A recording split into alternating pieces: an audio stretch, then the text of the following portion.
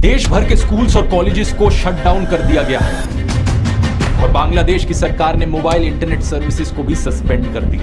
মুক্তিযোদ্ধাদের নাতিপুতিরাও পাবে না, তাহলে কি রাজাকারের নাতিপুতিরা পাবে? इस तरीके का लो लेवल आर्ग्यूमेंट एक प्रधानमंत्री को सूट नहीं करता। बांग्लादेश की प्रधानमंत्री शेख हसीना को अब प्रोटेस्टर्स डिक्टेटर करके भी पुकार रहे हैं। नमस्कार दोस्तों, पिछले महीने बांग्लादेश में भारी संख्या में स्टूडेंट सड़कों पर उतरे प्रोटेस्ट करने के लिए। शुरुआत में तो ये प्रोटेस्ट पीसफुल ही थे, लेकिन अब हालातों ने बड़ा खौफनाक और हिंसक मोड़ ले लिया है। बांग्लादेश में अब एक मिलिट्री कर्फ्यू डिक्लेयर कर दिया गया है।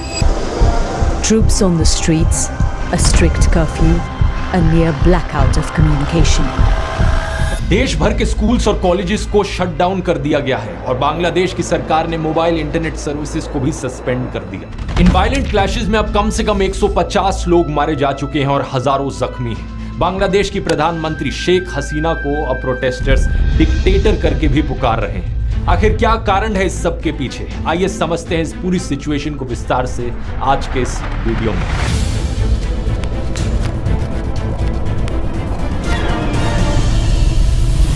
इन प्रोटेस्ट के पीछे सीधा कारण है दोस्तों रिजर्वेशन। बांग्लादेश का यूथ प्रोटेस्ट कर रहा है इनकी सरकार के कोटा सिस्टम के खिलाफ।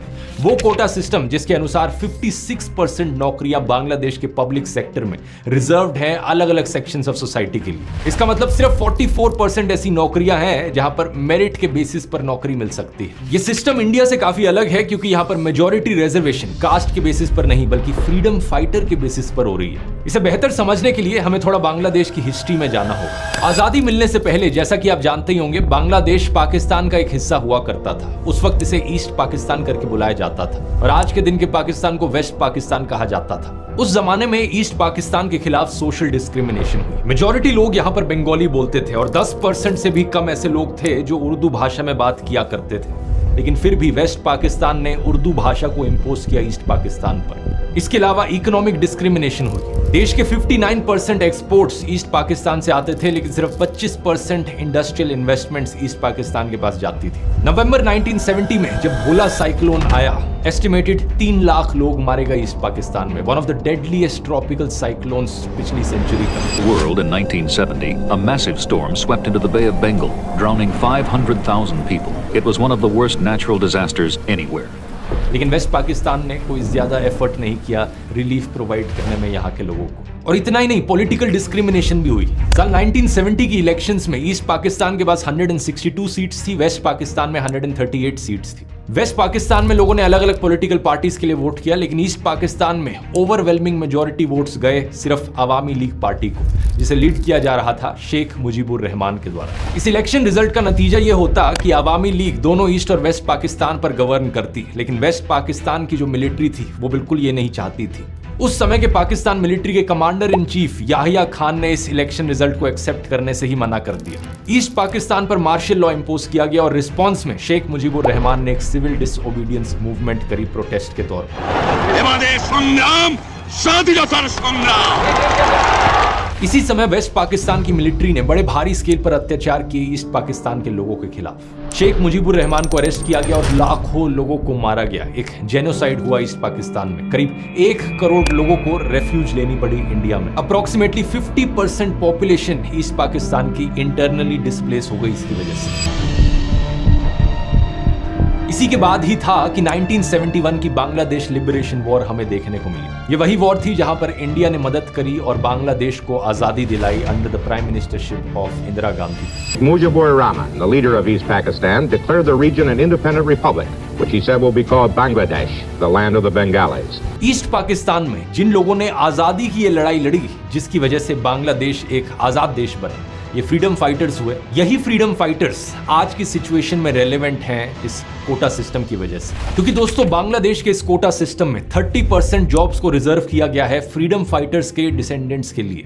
इसके अलावा कुछ और रिजर्वेशंस हैं, जैसे कि 10% औरतों के लिए, 10% जिला कोटा है बैकवर्ड डिस्ट्रिक्ट्स के लिए, 5% रिजर्वेशन है एथनिक माइनॉरिटीज के लिए और 1% रिजर्वेशन है उन लोगों के लिए जिन्हें फिजिकल डिसेबिलिटीज हो। इन सभी नंबर्स को एड अप करोगे तो टोटल 56% रिजर्वेशन बनती है, लेकिन मेजॉरिटी शेयर 56% में से है ये 30% फ्रीडम फाइटर्स का कोटा। इस आर्टिकल को देखिए, ढाका यूनिवर्सिटी में पढ़ने वाले 3rd ईयर इंटरनेशनल रिलेशंस के एक स्टूडेंट फहीम फारूकी, जो कि एक प्रोटेस्टर भी हैं, इनका कहना है कि ये प्रोटेस्ट बेसिकली कोटा सिस्टम की रिफॉर्मेशन के लिए है। प्रोटेस्टर्स चाहते हैं कि एथनिक माइनॉरिटीज वाली रिजर्वेशन और फिजिकल डिसेबिलिटीज वाली रिजर्वेशन को छोड़कर बाकी सारी रिजर्वेशंस हटा दी जाए सरकार के द्वारा। यहां पर ये फ्रीडम फाइटर्स वाली रिजर्वेशन सबसे इंटरेस्टिंग है क्योंकि इसकी शुरुआत साल 1972 में ही हो गई थी, आजादी मिलने के सिर्फ 1 साल बाद। इनकी मिनिस्ट्री ऑफ कैबिनेट सर्विसेज ने उस साल एक ऑर्डर इशू किया था कि फ्रीडम फाइटर्स के लिए एक कोटा होना चाहिए। जिन लोगों ने अपनी लाइफ को रिस्क पर डाला, जिन लोगों ने संघर्ष किया अपने देश को आजादी दिलाने के लिए, उन लोगों के लिए 30% नौकरियां रिजर्व की जाए। नोट करने वाली बात यह है कि यह चीज सिर्फ फ्रीडम फाइटर्स के लिए एप्लीकेबल थी।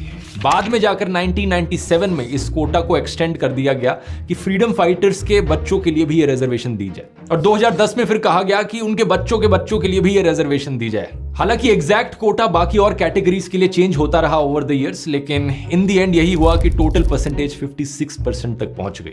2010 के इस ग्रैंड चिल्ड्रन वाले फैसले के बाद 2012-13 में एक बड़ी मूवमेंट भी हुई थी बांग्लादेश में इस कोटा सिस्टम के खिलाफ। इंडिया में जैसे यूपीएससी है, यूनियन पब्लिक सर्विस कमीशन का एग्जाम, ऐसे ही बांग्लादेश में है बीपीएससी का exam, Bangladesh public service commission. करीब 4 लाख ग्रेजुएट्स हर साल 3000 सिविल सर्विस जॉब्स के लिए कंपीट करते हैं बांग्लादेश में। काफी खराब हालत है और नौकरियों की सख्त कमी है। फरवरी 2018 में बांग्लादेश साधारण छात्र अधिकार संरक्षण परिषद ने रिफॉर्म्स की डिमांड करी बांग्लादेश गवर्नमेंट सर्विसेज में। उस समय भी क्लैशेस देखने को मिले उन स्टूडेंट्स के बीच में जो इसके खिलाफ थे और वो स्टूडेंट्स जो प्रो कोटा थे। लेकिन प्रेशर में आकर अक्टूबर 2018 में बांग्लादेश की सरकार ने सर्कुलर इशू किया कि 1st क्लास और 2nd क्लास जॉब्स के लिए ये कोटा सिस्टम हटा दिया जाएगा। बात यहीं पर खत्म हो गई होती, लेकिन 2021 में कुछ फ्रीडम फाइटर्स के 7 बच्चों ने हाई कोर्ट में पिटीशन डाली इस कोटा सिस्टम को हटाने के खिलाफ, और 5 जून 2024 यानी कि पिछले महीने हाई कोर्ट का फैसला आता है कि जो पिटिशनर्स कह रहे हैं वो सही है। सरकारी सर्कुलर को इलीगल डिक्लेयर कर दिया जाता है और कोटा सिस्टम को वापस इंट्रोड्यूस कर दिया जाता है। यही कारण था कि पूरे देश भर में प्रोटेस्ट फिर से जाग उठते हैं।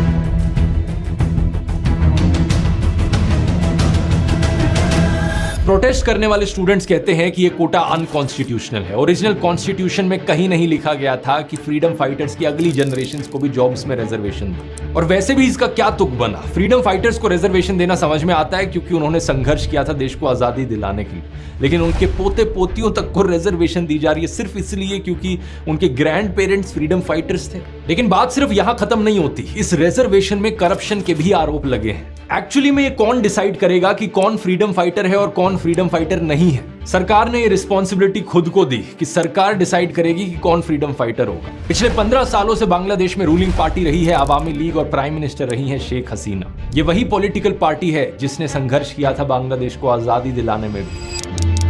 प्रोटेस्टर्स का कहना है कि ये फ्रीडम फाइटर का रिजर्वेशन अवामी लीग के लोगों को डिस्प्रपोर्शनेटली ज्यादा बेनिफिट देता है। फ्रीडम फाइटर्स की लिस्ट में जिन लोगों का नाम इंक्लूड किया गया है उन नामों को लेकर कम से कम 60,000 ऑब्जेक्शंस उठी हैं और इन ऑब्जेक्शंस को सरकार के द्वारा रिजॉल्व नहीं किया गया है। 10 जुलाई को यह बात सुप्रीम कोर्ट तक पहुंचती है और सरकार हाई कोर्ट के फैसले के खिलाफ सुप्रीम कोर्ट में जाती है अपील करने। सुप्रीम कोर्ट हाई कोर्ट के फैसले पर रोक लगा देता है, लेकिन प्रोटेस्ट रुकते नहीं है। स्टूडेंट्स और टीचर्स के अलावा बांग्लादेश की ऑपोजिशन पार्टीज भी इसमें जुट जाती हैं, जैसे कि बांग्लादेश नेशनलिस्ट पार्टी। प्रोटेस्टर्स को कन्फ्रंट करने के लिए 7,000 से ज्यादा पैरामिलिट्री के ट्रूप्स बुलाए जाते हैं। पुलिस यहां पर टीयर गैस, रबर बुलेट्स और साउंड ग्रेनेड्स का इस्तेमाल करती है। यूनाइटेड नेशंस के सेक्रेटरी जनरल की तरफ से भी स्टेटमेंट आती है कि सरकार डेमोन्स्ट्रेटर्स के खिलाफ कोई भी थ्रेट और वायलेंस ना इस्तेमाल करे। इसके अलावा प्रोटेस्टर्स और बांग्लादेश छात्र लीग के बीच में भी क्लैश देखने को मिलता है, जो कि स्टूडेंट विंग है अवामी लीग पार्टी का। दोनों साइड्स एक दूसरे को ब्लेम करती हैं। सरकार के लॉ मिनिस्टर कहते हैं कि सरकार प्रोटेस्टर्स के साथ बातचीत करने के लिए तैयार है। ये कहा जाता है कि सुप्रीम कोर्ट में एक अर्ली हियरिंग की कोशिश करी जा रही है ताकि जल्द से जल्द फैसला आए। ढाका यूनिवर्सिटी के बाहर स्टूडेंट्स नारे लगाते हैं कि हम अपने भाइयों का खून बर्बाद नहीं जाने देंगे। सरकार प्रेशर में आकर एक जुडिशियल प्रोब कमेटी की भी फॉर्मेशन करती है वायलेंस के इंसिडेंट्स को इन्वेस्टिगेट करने के लिए। अवामी लीग के जनरल सेक्रेटरी कहते हैं कि सरकार कोटाज में इंटरफेयर नहीं करेगी, सुप्रीम कोर्ट के डिसीजन का इंतजार किया जाए। लेकिन प्रोटेस्टर्स का जो मेन ग्रुप था स्टूडेंट्स अगेंस्ट डिस्क्रिमिनेशन, वो अपनी सरकार के इंटेंशंस पर डाउट करता है। उनका कहना है कि प्राइम मिनिस्टर ने एक शब्द तक नहीं बोला उन मर्डर्स पर जो उनके पार्टी के एक्टिविस्ट ने किए। इस इस तनावपूर्ण स्थिति के बीच प्राइम मिनिस्टर शेख हसीना की तरफ से भी बड़े इररिस्पॉन्सिबल रिमार्क्स आते हैं। वो बातों को ट्विस्ट करके कहती हैं कि प्रोटेस्टर्स को इतनी नफरत क्यों है फ्रीडम फाइटर्स से। अगर फ्रीडम फाइटर्स के ग्रैंड चिल्ड्रन को रिजर्वेशन के बेनिफिट्स नहीं मिलेंगे तो क्या रजाकार्स के ग्रैंड चिल्ड्रन को बेनिफिट्स दिए जाएंगे? सिर्फ प्राइम मिनिस्टर शेख हसीना ही नहीं बल्कि इनके social welfare minister Dipu Moni और state minister of information and broadcasting Mohammad Ali Arafat की तरफ से भी सिमिलर स्टेटमेंट्स दी जाती हैं रजाकार को लेकर। आखिर क्या है ये रजाकार? रजाकार दोस्तों एक पर्शियन शब्द है जिसका मतलब होता है वॉलंटियर या हेल्पर। लेकिन 1971 की वॉर में रजाकार वाहिनी एक पैरामिलिट्री ग्रुप था जो एक्चुअली में वेस्ट पाकिस्तान की आर्मी को सपोर्ट कर रहा था। दूसरी तरफ मुक्ति वाहिनी था जो बांग्लादेश की आजादी के लिए फाइट कर रहा था। इस रजाकार वाहिनी में करीब 50,000 लोग थे जिन्होंने वेस्ट पाकिस्तान की आर्मी को सपोर्ट किया और ईस्ट पाकिस्तान के लोगों पर हो रहे अत्याचारों को इनकरेज किया या उसमें भाग लिया। 1973 में जब शेख मुजीबुर रहमान की सरकार बनी तो उन्होंने international crimes tribunal act introduce किया इन्हीं रजाकार लोगों को ढूंढने के लिए और पनिश करने के लिए। एंथ्रोपोलॉजिस्ट नयनिका मुखर्जी नोट करती हैं कि करीब 37,000 रजाकार्स को आइडेंटिफाई किया गया। इनमें से करीब 26,000 को माफ कर दिया गया सरकार के द्वारा और बाकियों को पनिश किया गया या तो जेल में डालकर या उनका ट्रायल अभी भी चलता रहा। कुछ ट्रायल्स तो इतने लंबे चले कि 2022 में भी रजाकार वाहिनी के 6 मेंबर्स को फांसी की सजा सुनाई गई फॉर क्राइम्स अगेंस्ट ह्यूमैनिटी। तो पॉइंट आप यहां समझ सकते हैं क्या है दोस्तों। बांग्लादेश में रजाकार का मतलब है गद्दार, एंटी नेशनल, देशद्रोही। और अगर कोई सरकार के खिलाफ प्रोटेस्ट कर रहा है इस रिजर्वेशन को लेकर, क्या उन्हें देशद्रोही कहना सेंस बनाता है? कोई सेंस नहीं बनाता। ये वही पुरानी स्ट्रेटेजी है कि सरकार को पसंद नहीं आया कि लोग सरकार के खिलाफ बोल रहे हैं तो उन्हें देशद्रोही घोषित कर दो। लेकिन सच बात तो यह है, जैसा अमेरिकन ऑथर और एक्टिविस्ट एडवर्ड एबी ने लिखा था, A patriot must be ready to defend his country against his government। एक सच्चा देशभक्त अपनी सरकार से भी अपने देश को डिफेंड करता है। डेमोक्रेसी का मतलब सिर्फ ये नहीं होता कि 5 साल में एक बार वोट करने चले जाओ। डेमोक्रेसी एक डायनेमिक सिस्टम होता है जहां पर लोग पॉलिटिकली अवेयर होने चाहिए। जनता बार बार देश की सरकार को अकाउंटेबल ठहराते रहे, जांचते रहे कि सरकार सही काम कर रही है या नहीं कर रही, और जरूरत पड़ने पर सरकार के खिलाफ भी खड़ी हो। प्रधानमंत्री शेख हसीना का ये कमेंट प्रोटेस्टर्स पर एक क्लियर कट एग्जाम्पल है स्ट्रॉ मैन फैलेसी का। इसका मतलब है कि आप दूसरे की आर्ग्यूमेंट को गलत तरीके से प्रेजेंट कर रहे हो और उसे तोड़ मरोड़ के पेश कर रहे हो। अगर प्रोटेस्टर्स कहते हैं कि वो उस रिजर्वेशन के खिलाफ है जो फ्रीडम फाइटर्स के पोते पोतियों को मिलने लग रही है, तो इसका मतलब ये कैसे हो गया कि वो फ्रीडम फाइटर्स को डिसरिस्पेक्ट कर रहे हैं? जब प्रधानमंत्री शेख हसीना की सरकार ने खुद इस रिजर्वेशन को हटाया था 2018 में, तो क्या वो भी फ्रीडम फाइटर्स को डिसरिस्पेक्ट कर रही थी? इस तरीके का लो लेवल आर्ग्यूमेंट एक प्रधानमंत्री को सूट नहीं करता। मैं रिक्वेस्ट करूंगा प्राइम मिनिस्टर शेख हसीना से, थोड़ी मर्यादा रखिए। प्रोटेस्टर्स की डिमांड कोई अनरीजनेबल नहीं है। लेकिन अब इस मुद्दे पर दोस्तों हमारे इंडिया के गोदी पत्रकारों की भी जरा नॉनसेंस सुनिए। सुधीर चौधरी ने आज तक टीवी चैनल के प्रोग्राम में स्टूडेंट्स के इन प्रोटेस्ट को फॉरेन फंडेड बता दिया। हवा हवा में बातें करते हुए कहा कि इसके पीछे अमेरिका और बाकी पश्चिम देशों का हाथ है। अमेरिका जैसे जो देश हैं वो पीछे से रिमोट कंट्रोल से इन दंगों को भड़काते रहते हैं, क्योंकि जो पश्चिमी बड़े बड़े जो देश हैं अमेरिका जैसे, वो उन देशों के विपक्षी दलों के साथ मिल जाते हैं। एक इन्फोग्राफिक में लिखा कि विकासशील जिलों के निवासियों के लिए 10% आरक्षण। विकासशील का मतलब होता है जो विकास की तरफ बढ़ रहा हो, यानी डेवलपिंग, जबकि बांग्लादेश ने 10% कोटा पिछड़े जिलों के निवासियों के लिए दिया है। और इसके बाद सुधीर कहते हैं कि वेस्ट बंगाल के कुछ स्टूडेंट्स इन प्रोटेस्ट का समर्थन कर रहे हैं और यही स्टूडेंट्स अपने देश में आरक्षण की मांग करते हैं। ये कैसे हो सकता है? एक और चौंकाने वाली खबर यह है कि बांग्लादेश में हो रहे इस आंदोलन के समर्थन में पश्चिम बंगाल में भी अब विरोध प्रदर्शन हो रहे हैं। वामपंथी दलों के जो छात्र भारत में सरकारी नौकरियों में आरक्षण चाहते हैं, वो बांग्लादेश के उन दंगों का समर्थन कर रहे हैं जो सरकारी नौकरियों में आरक्षण खत्म करने के लिए चल रहे हैं। इतना बड़ा विरोधाभास। मुझे समझ नहीं आता कि सुधीर चौधरी जैसे सो कॉल्ड पत्रकारों की रीजनिंग पावर सही में इतनी कमजोर है या फिर ये जानबूझकर जनता को बहकाते हैं। पहले खुद अपने प्रोग्राम में बताते हैं कि भारत में जो आरक्षण है वो कास्ट के आधार पर है, जबकि बांग्लादेश में दूसरे क्राइटेरिया के आधार पर आरक्षण है। वहां पर कोई जाति का आरक्षण नहीं है, धर्म का आरक्षण नहीं है, ये आरक्षण अलग किस्म का है। तो फिर ये कंपैरिजन करने का क्या सेंस बना? इंडिया में रिजर्वेशन मिलती है सो कॉल्ड लोअर कास्ट लोगों को जिनके खिलाफ हिस्टोरिकल डिस्क्रिमिनेशन हुआ है, लेकिन सिर्फ हिस्टोरिकली नहीं बल्कि आज के दिन भी हमें कास्ट एट्रोसिटीज देखने को मिल रही हैं। राजस्थान में जितेंद्र पाल मेघवाल नाम के एक दलित को सिर्फ इसलिए मार दिया गया क्योंकि उन्होंने मूंछ रख ली थी। आज तक की ही वेबसाइट पर यह न्यूज आर्टिकल देखिए। गुजरात में दलित दूल्हे को घोड़ी नहीं चढ़ने दिया, बारातियों के पगड़ी बांधने पर किया पथराव। 8 साल के बच्चे ने पानी की बाल्टी को हाथ लगा दिया तो उसे पीट दिया गया। और कहां हुई ये चीज? स्कूल में।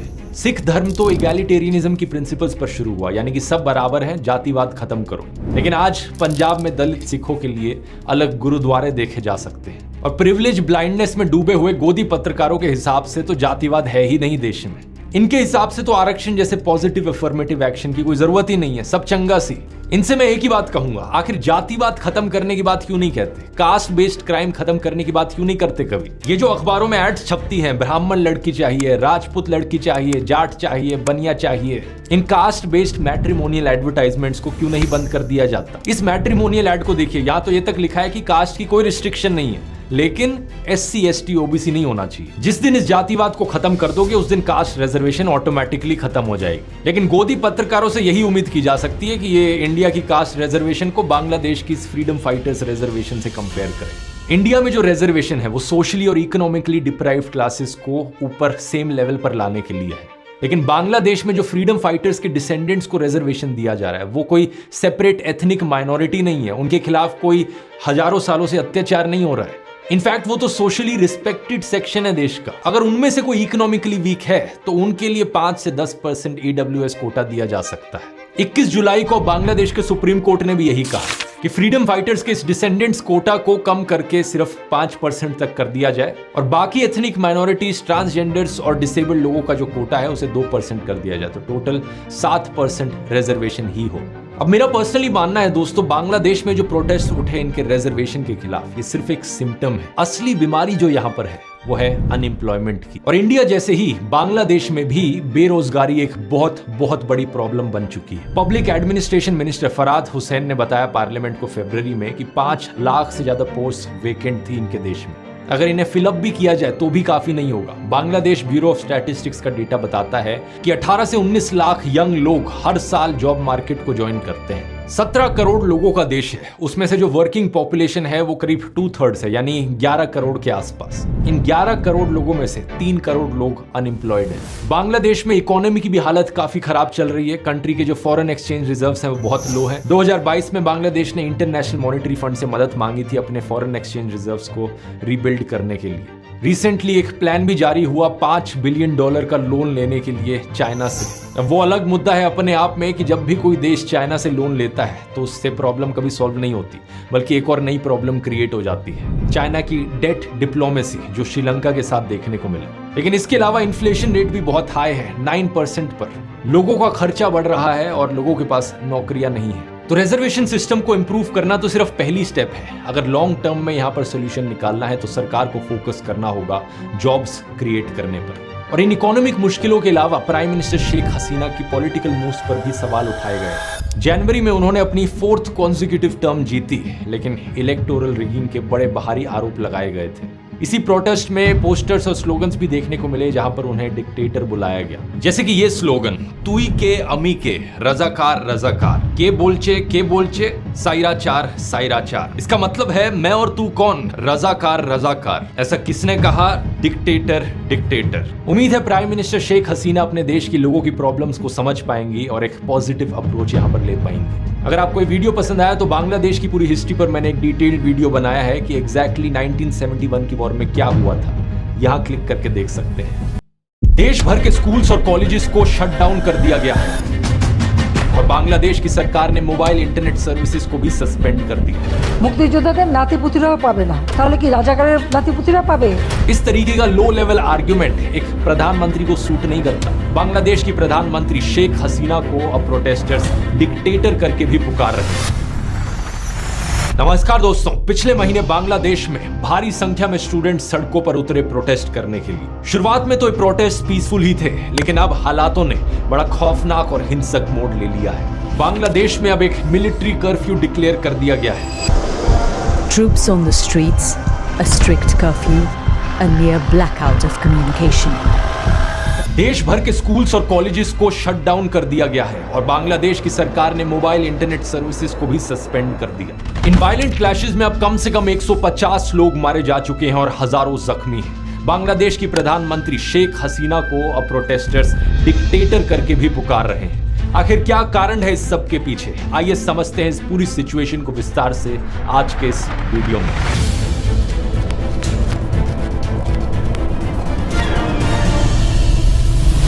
इन प्रोटेस्ट के पीछे सीधा कारण है दोस्तों रिजर्वेशन। बांग्लादेश का यूथ प्रोटेस्ट कर रहा है इनकी सरकार के कोटा सिस्टम के खिलाफ। वो कोटा सिस्टम जिसके अनुसार 56% नौकरियां बांग्लादेश के पब्लिक सेक्टर में रिजर्व्ड हैं अलग अलग सेक्शंस ऑफ सोसाइटी के लिए। इसका मतलब सिर्फ 44% ऐसी नौकरियां हैं जहां पर मेरिट के बेसिस पर नौकरी मिल सकती है। ये सिस्टम इंडिया से काफी अलग है क्योंकि यहां पर मेजॉरिटी रिजर्वेशन कास्ट के बेसिस पर नहीं बल्कि फ्रीडम फाइटर के बेसिस पर हो रही है। इसे बेहतर समझने के लिए हमें थोड़ा बांग्लादेश की हिस्ट्री में जाना होगा। आजादी मिलने से पहले जैसा कि आप जानते ही होंगे बांग्लादेश पाकिस्तान का एक हिस्सा हुआ करता था। उस वक्त इसे ईस्ट पाकिस्तान करके बुलाया जाता था और आज के दिन के पाकिस्तान को वेस्ट पाकिस्तान कहा जाता था। उस जमाने में ईस्ट पाकिस्तान के खिलाफ सोशल डिस्क्रिमिनेशन हुई। मेजॉरिटी लोग यहाँ पर बंगाली बोलते थे और 10% से भी कम ऐसे लोग थे जो उर्दू भाषा में बात किया करते थे, लेकिन फिर भी वेस्ट पाकिस्तान ने उर्दू भाषा को इंपोज किया ईस्ट पाकिस्तान पर। इसके अलावा इकोनॉमिक डिस्क्रिमिनेशन हुई। देश के 59% एक्सपोर्ट्स ईस्ट पाकिस्तान से आते थे, लेकिन सिर्फ 25% इंडस्ट्रियल इन्वेस्टमेंट्स ईस्ट पाकिस्तान के पास जाती थी। नवंबर 1970 में जब भोला साइक्लोन आया, एस्टिमेटेड 3 लाख लोग मारे गए ईस्ट पाकिस्तान में। One of the deadliest tropical cyclones पिछली सेंचुरी का। World in 1970, a massive storm swept into the Bay of Bengal, drowning 500,000 people. It was one of the worst natural disasters anywhere. लेकिन waste Pakistan ने कोई ज्यादा effort नहीं किया relief provide करने में यहाँ के लोगों को। और इतना ही नहीं, पॉलिटिकल डिस्क्रिमिनेशन भी हुई। साल 1970 की इलेक्शंस में ईस्ट पाकिस्तान के पास 162 सीट्स थी, वेस्ट पाकिस्तान में 138 सीट्स थी। वेस्ट पाकिस्तान में लोगों ने अलग अलग पॉलिटिकल पार्टीज के लिए वोट किया, लेकिन ईस्ट पाकिस्तान में ओवरवेलमिंग मेजॉरिटी वोट्स गए सिर्फ अवामी लीग पार्टी को, जिसे लीड किया जा रहा था शेख मुजीबुर रहमान के द्वारा। इस इलेक्शन रिजल्ट का नतीजा यह होता कि अवामी लीग दोनों ईस्ट और वेस्ट पाकिस्तान पर गवर्न करती, लेकिन वेस्ट पाकिस्तान की जो मिलिट्री थी वो बिल्कुल ये नहीं चाहती थी।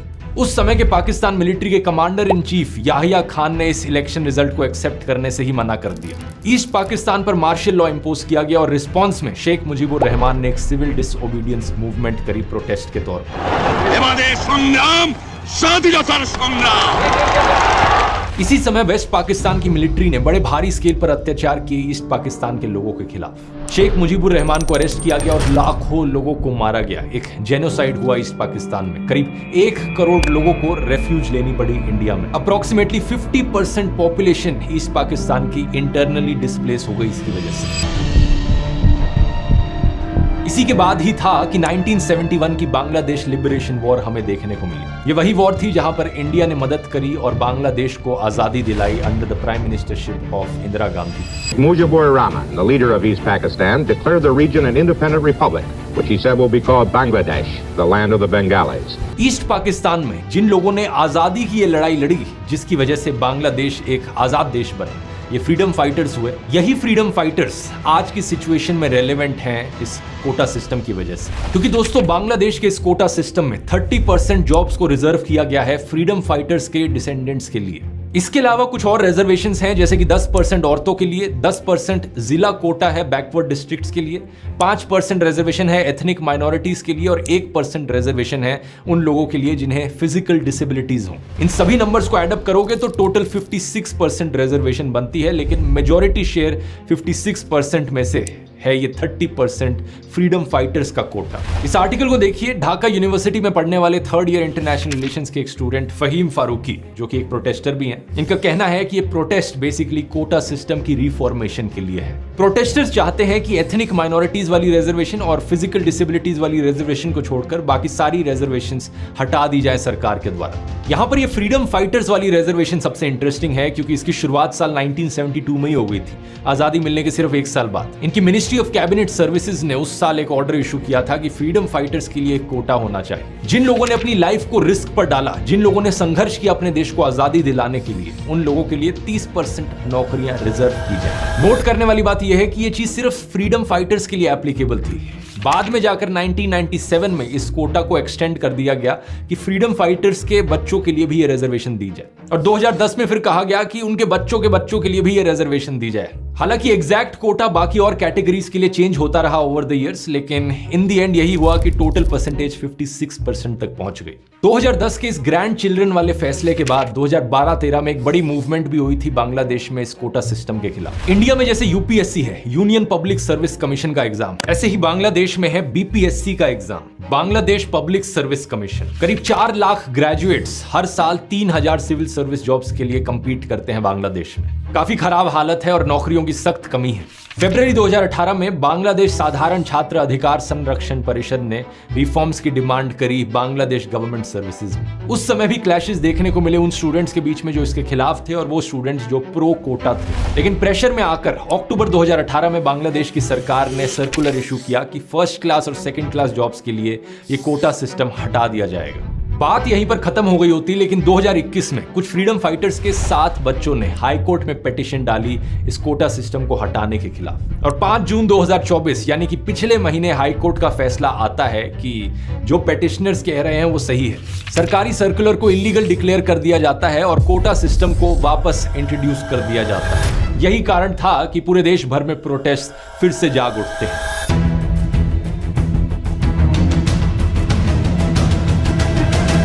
प्रोटेस्ट करने वाले स्टूडेंट्स कहते हैं कि ये कोटा अनकॉन्स्टिट्यूशनल है। ओरिजिनल कॉन्स्टिट्यूशन में कहीं नहीं लिखा गया था कि फ्रीडम फाइटर्स की अगली जनरेशंस को भी जॉब्स में रिजर्वेशन दो। और वैसे भी इसका क्या तुक बना। फ्रीडम फाइटर्स को रिजर्वेशन देना समझ में आता है क्योंकि उन्होंने संघर्ष किया था देश को आजादी दिलाने के लिए, लेकिन उनके पोते पोतियों तक को रिजर्वेशन दी जा रही है सिर्फ इसलिए क्योंकि उनके ग्रैंड पेरेंट्स फ्रीडम फाइटर्स थे। लेकिन बात सिर्फ यहां खत्म नहीं होती, इस रिजर्वेशन में करप्शन के भी आरोप लगे हैं। एक्चुअली में ये कौन डिसाइड करेगा कि कौन फ्रीडम फाइटर है और कौन फ्रीडम फाइटर नहीं है? सरकार ने ये रिस्पॉन्सिबिलिटी खुद को दी कि सरकार डिसाइड करेगी कि कौन फ्रीडम फाइटर होगा। पिछले 15 सालों से बांग्लादेश में रूलिंग पार्टी रही है आवामी लीग और प्राइम मिनिस्टर रही है शेख हसीना। ये वही पॉलिटिकल पार्टी है जिसने संघर्ष किया था बांग्लादेश को आजादी दिलाने में भी।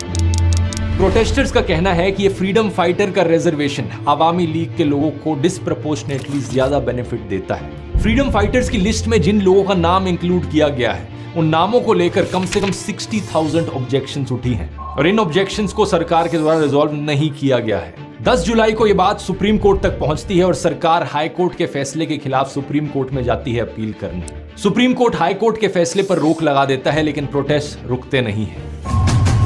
स्टूडेंट्स और टीचर्स के अलावा बांग्लादेश की ऑपोजिशन पार्टीज भी इसमें जुट जाती हैं, जैसे कि बांग्लादेश नेशनलिस्ट पार्टी। प्रोटेस्टर्स को कन्फ्रंट करने के लिए 7000 से ज्यादा पैरामिलिट्री के ट्रूप्स बुलाए जाते हैं। पुलिस यहां पर टीयर गैस, रबर बुलेट्स और साउंड ग्रेनेड्स का इस्तेमाल करती है। यूनाइटेड नेशंस के सेक्रेटरी जनरल की तरफ से भी स्टेटमेंट आती है कि सरकार डेमोन्स्ट्रेटर्स के खिलाफ कोई भी थ्रेट और वायलेंस ना इस्तेमाल करे। इसके अलावा प्रोटेस्टर्स और बांग्लादेश छात्र लीग के बीच में भी क्लैश देखने को मिलता है, जो कि स्टूडेंट विंग है आवामी लीग पार्टी का। दोनों साइड्स एक दूसरे को ब्लेम करती हैं। सरकार के लॉ मिनिस्टर कहते हैं कि सरकार प्रोटेस्टर्स के साथ बातचीत करने के लिए तैयार है।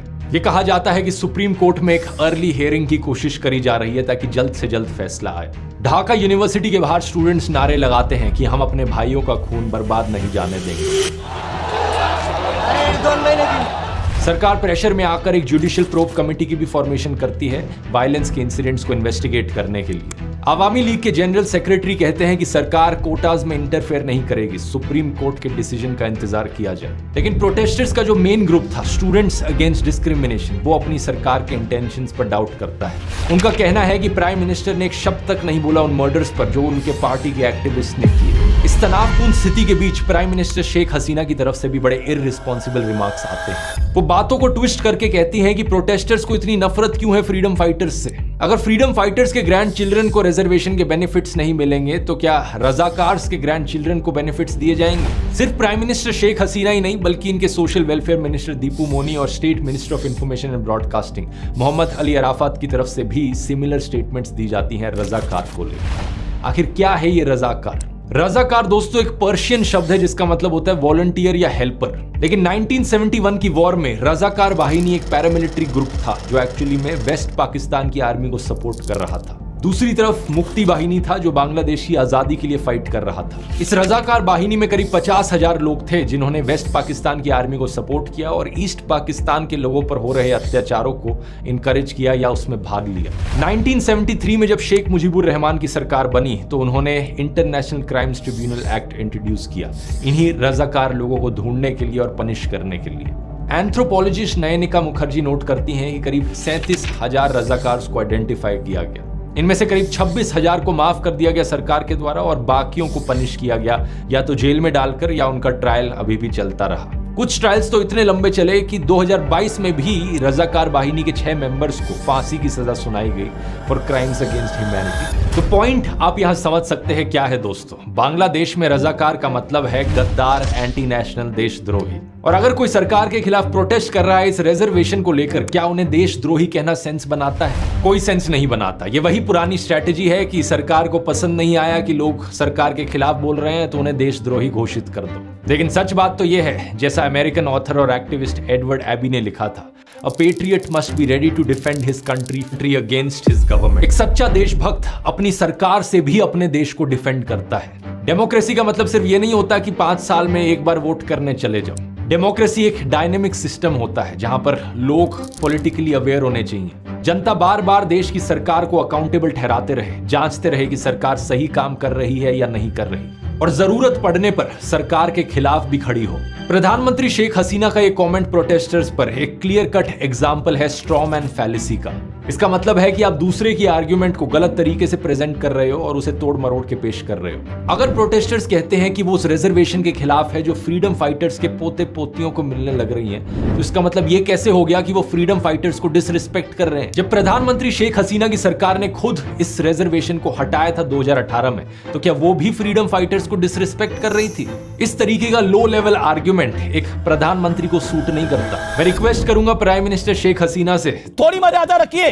प्रोटेस्टर्स की डिमांड कोई अनरीजनेबल नहीं है। लेकिन अब इस मुद्दे पर दोस्तों हमारे इंडिया के गोदी पत्रकारों की भी जरा नॉनसेंस सुनिए। सुधीर चौधरी ने आज तक टीवी चैनल के प्रोग्राम में स्टूडेंट्स के इन प्रोटेस्ट को फॉरेन फंडेड बता दिया। हवा हवा में बातें करते हुए कहा कि इसके पीछे अमेरिका और बाकी पश्चिम देशों का हाथ है। अमेरिका जैसे जो देश हैं वो पीछे से रिमोट कंट्रोल से इन दंगों को भड़काते रहते हैं, क्योंकि जो पश्चिमी बड़े बड़े जो देश हैं अमेरिका जैसे, वो उन देशों के विपक्षी दलों के साथ मिल जाते हैं। एक इन्फोग्राफिक में लिखा कि विकासशील जिलों के निवासियों के लिए 10% आरक्षण। विकासशील का मतलब होता है जो विकास की तरफ बढ़ रहा हो, यानी डेवलपिंग, जबकि बांग्लादेश ने 10% कोटा पिछड़े जिलों के निवासियों के लिए दिया है। और इसके बाद सुधीर कहते हैं कि वेस्ट बंगाल के कुछ स्टूडेंट्स इन प्रोटेस्ट का समर्थन कर रहे हैं और यही स्टूडेंट्स अपने देश में आरक्षण की मांग करते हैं। ये कैसे हो सकता है? एक और चौंकाने वाली खबर यह है कि बांग्लादेश में हो रहे इस आंदोलन के समर्थन में पश्चिम बंगाल में भी अब विरोध प्रदर्शन हो रहे हैं। वामपंथी दलों के जो छात्र भारत में सरकारी नौकरियों में आरक्षण चाहते हैं, वो बांग्लादेश के उन दंगों का समर्थन कर रहे हैं जो सरकारी नौकरियों में आरक्षण खत्म करने के लिए चल रहे हैं। इतना बड़ा विरोधाभास। मुझे समझ नहीं आता कि सुधीर चौधरी जैसे सो कॉल्ड पत्रकारों की रीजनिंग पावर सही में इतनी कमजोर है या फिर ये जानबूझकर जनता को बहकाते हैं।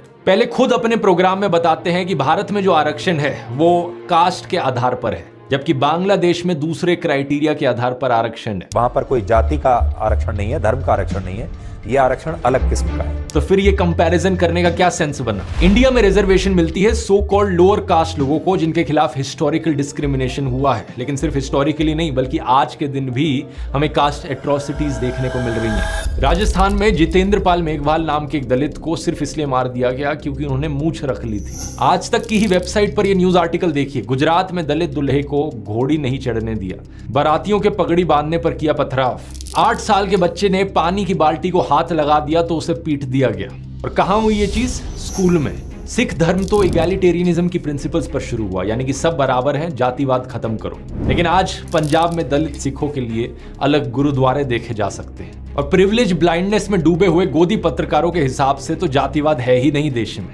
इनके हिसाब से तो आरक्षण जैसे पॉजिटिव अफर्मेटिव एक्शन की कोई जरूरत ही नहीं है, सब चंगा सी। इनसे मैं एक ही बात कहूंगा, आखिर जातिवाद खत्म करने की बात क्यों नहीं कहते? कास्ट बेस्ड क्राइम खत्म करने की बात क्यों नहीं करते कभी? ये जो अखबारों में एड्स छपती हैं, ब्राह्मण लड़की चाहिए, राजपूत लड़की चाहिए, जाट चाहिए, बनिया चाहिए, इन कास्ट बेस्ड मैट्रिमोनियल एडवर्टाइजमेंट्स को क्यों नहीं बंद कर दिया जाता? इस मैट्रिमोनियल एड को देखिए, यहाँ तो ये तक लिखा है कि कास्ट की कोई रिस्ट्रिक्शन नहीं है, लेकिन SC ST OBC नहीं होना चाहिए। जिस दिन इस जातिवाद को खत्म कर दोगे उस दिन कास्ट रिजर्वेशन ऑटोमेटिकली खत्म हो जाएगी। लेकिन गोदी पत्रकारों से यही उम्मीद की जा सकती है कि ये इंडिया की कास्ट रिजर्वेशन को बांग्लादेश की फ्रीडम फाइटर्स रिजर्वेशन से कंपेयर करें। इंडिया में जो रिजर्वेशन है वो सोशली और इकोनॉमिकली डिप्राइव्ड क्लासेस को ऊपर सेम लेवल पर लाने के लिए है, लेकिन बांग्लादेश में जो फ्रीडम फाइटर्स के डिसेंडेंट्स को रिजर्वेशन दिया जा रहा है वो कोई सेपरेट एथनिक माइनॉरिटी नहीं है, उनके खिलाफ कोई हजारों सालों से अत्याचार नहीं हो रहा है। इनफैक्ट वो तो सोशली रिस्पेक्टेड सेक्शन है देश का। अगर उनमें से कोई इकोनॉमिकली वीक है तो उनके लिए 5 से 10% EWS कोटा दिया जा सकता है। 21 जुलाई को बांग्लादेश के सुप्रीम कोर्ट ने भी यही कहा कि फ्रीडम फाइटर्स के इस डिसेंडेंट्स कोटा को कम करके सिर्फ 5% तक कर दिया जाए और बाकी एथनिक माइनॉरिटीज, ट्रांसजेंडर्स और डिसेबल्ड लोगों का जो कोटा है उसे 2% कर दिया जाए, तो टोटल 7% रिजर्वेशन ही हो। अब मेरा पर्सनली मानना है दोस्तों, बांग्लादेश में जो प्रोटेस्ट उठे इनके रिजर्वेशन के खिलाफ, ये सिर्फ एक सिम्टम है। असली बीमारी जो यहाँ पर है वो है अनएम्प्लॉयमेंट की। और इंडिया जैसे ही बांग्लादेश में भी बेरोजगारी एक बहुत बहुत बड़ी प्रॉब्लम बन चुकी है। पब्लिक एडमिनिस्ट्रेशन मिनिस्टर फराद हुसैन ने बताया पार्लियामेंट को फरवरी में कि 5 लाख से ज्यादा पोस्ट वेकेंट थी इनके देश में।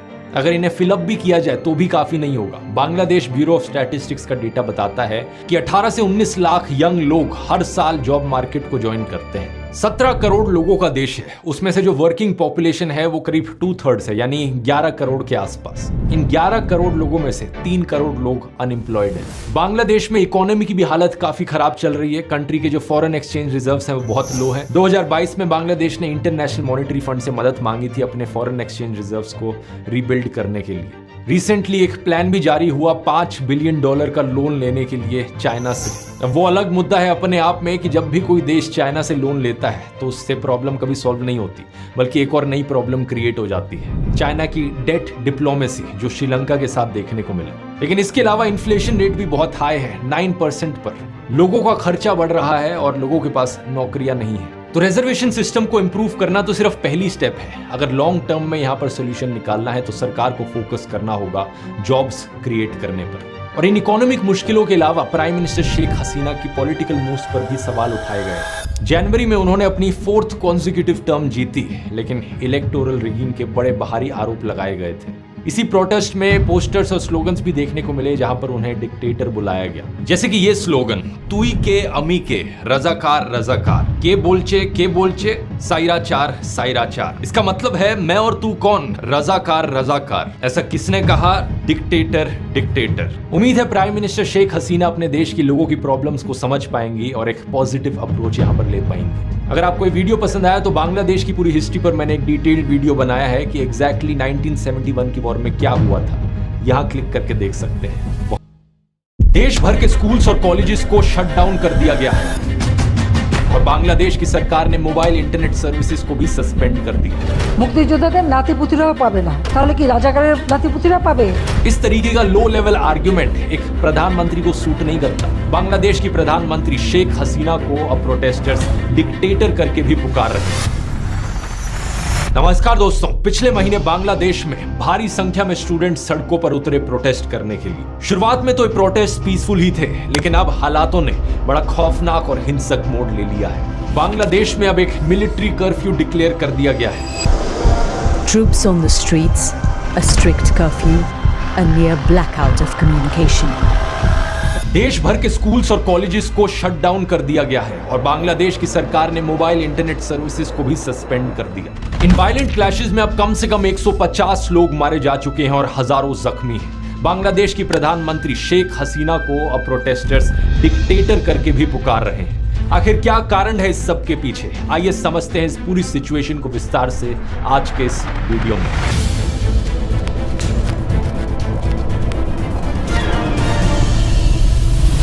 इन प्रोटेस्ट के पीछे सीधा कारण है दोस्तों रिजर्वेशन। बांग्लादेश का यूथ प्रोटेस्ट कर रहा है इनकी सरकार के कोटा सिस्टम के खिलाफ। वो कोटा सिस्टम जिसके अनुसार 56% नौकरियां बांग्लादेश के पब्लिक सेक्टर में रिजर्व्ड हैं अलग अलग सेक्शंस ऑफ सोसाइटी के लिए। इसका मतलब सिर्फ 44% ऐसी नौकरियां हैं जहां पर मेरिट के बेसिस पर नौकरी मिल सकती है। ये सिस्टम इंडिया से काफी अलग है क्योंकि यहां पर मेजॉरिटी रिजर्वेशन कास्ट के बेसिस पर नहीं बल्कि फ्रीडम फाइटर के बेसिस पर हो रही है। इसे बेहतर समझने के लिए हमें थोड़ा बांग्लादेश की हिस्ट्री में जाना होगा। आजादी मिलने से पहले, जैसा कि आप जानते ही होंगे, बांग्लादेश पाकिस्तान का एक हिस्सा हुआ करता था। उस वक्त इसे ईस्ट पाकिस्तान करके बुलाया जाता था और आज के दिन के पाकिस्तान को वेस्ट पाकिस्तान कहा जाता था। उस जमाने में ईस्ट पाकिस्तान के खिलाफ सोशल डिस्क्रिमिनेशन हुई। मेजॉरिटी लोग यहाँ पर बंगाली बोलते थे और 10% से भी कम ऐसे लोग थे जो उर्दू भाषा में बात किया करते थे।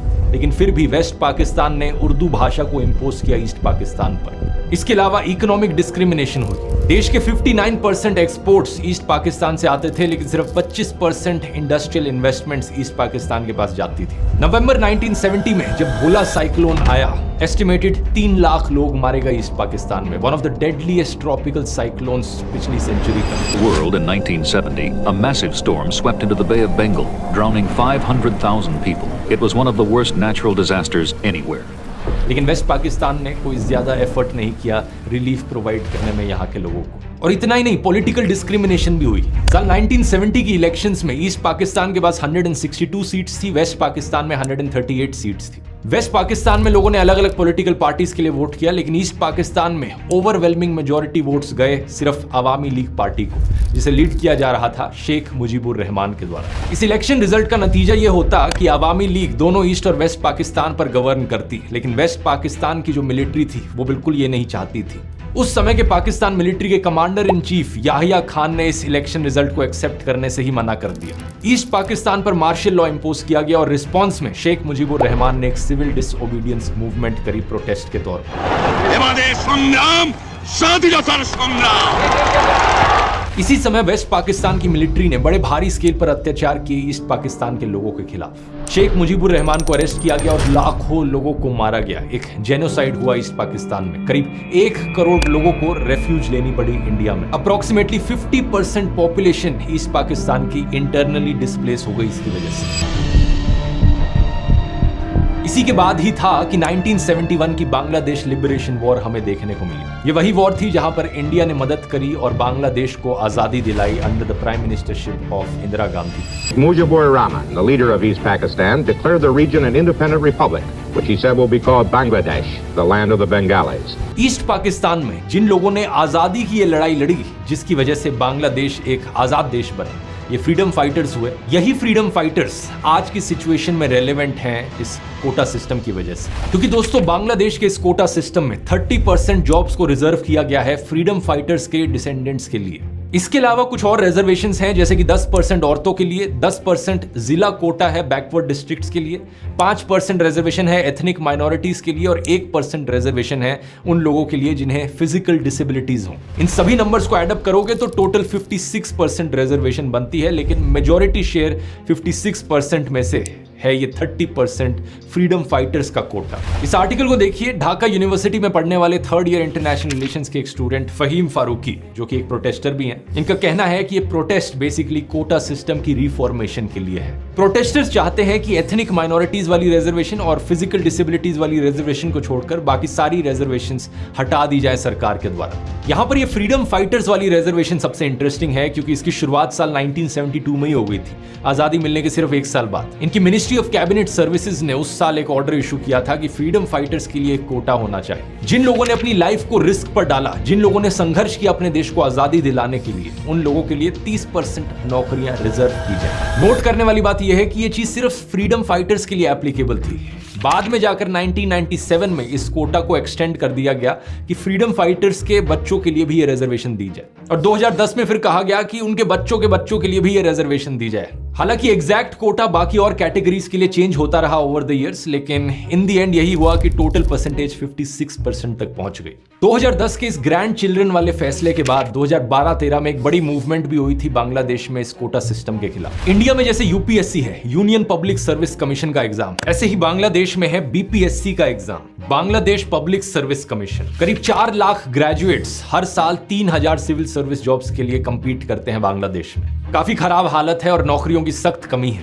फरवरी 2018 में बांग्लादेश साधारण छात्र अधिकार संरक्षण परिषद ने रिफॉर्म्स की डिमांड करी बांग्लादेश गवर्नमेंट सर्विसेज में। उस समय भी क्लैशेस देखने को मिले उन स्टूडेंट्स के बीच में जो इसके खिलाफ थे और वो स्टूडेंट्स जो प्रो कोटा थे। लेकिन प्रेशर में आकर अक्टूबर 2018 में बांग्लादेश की सरकार ने सर्कुलर इशू किया कि 1st क्लास और 2nd क्लास जॉब्स के लिए ये कोटा सिस्टम हटा दिया जाएगा। बात यहीं पर खत्म हो गई होती, लेकिन 2021 में कुछ फ्रीडम फाइटर्स के 7 बच्चों ने हाई कोर्ट में पिटीशन डाली इस कोटा सिस्टम को हटाने के खिलाफ। और 5 जून 2024 यानी कि पिछले महीने हाई कोर्ट का फैसला आता है कि जो पिटिशनर्स कह रहे हैं वो सही है।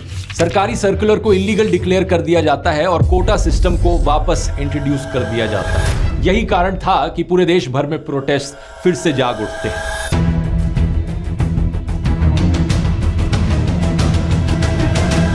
प्रोटेस्ट करने वाले स्टूडेंट्स कहते हैं कि ये कोटा अनकॉन्स्टिट्यूशनल है। ओरिजिनल कॉन्स्टिट्यूशन में कहीं नहीं लिखा गया था कि फ्रीडम फाइटर्स की अगली जनरेशंस को भी जॉब्स में रिजर्वेशन दो। और वैसे भी इसका क्या तुक बना? फ्रीडम फाइटर्स को रिजर्वेशन देना समझ में आता है क्योंकि उन्होंने संघर्ष किया था देश को आजादी दिलाने के लिए, लेकिन उनके पोते पोतियों तक को रिजर्वेशन दी जा रही है सिर्फ इसलिए क्योंकि उनके ग्रैंड पेरेंट्स फ्रीडम फाइटर्स थे।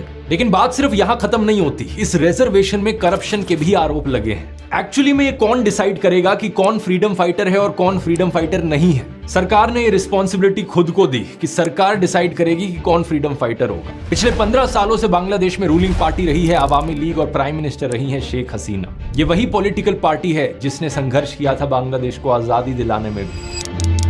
प्रोटेस्टर्स का कहना है कि ये फ्रीडम फाइटर का रिजर्वेशन आवामी लीग के लोगों को डिस्प्रपोर्शनेटली ज्यादा बेनिफिट देता है। फ्रीडम फाइटर्स की लिस्ट में जिन लोगों का नाम इंक्लूड किया गया है उन नामों को लेकर कम से कम 60,000 ऑब्जेक्शंस उठी हैं और इन ऑब्जेक्शंस को सरकार के द्वारा रिजॉल्व नहीं किया गया है। 10 जुलाई को यह बात सुप्रीम कोर्ट तक पहुंचती है और सरकार हाई कोर्ट के फैसले के खिलाफ सुप्रीम कोर्ट में जाती है अपील करने। सुप्रीम कोर्ट हाई कोर्ट के फैसले पर रोक लगा देता है लेकिन प्रोटेस्ट रुकते नहीं है।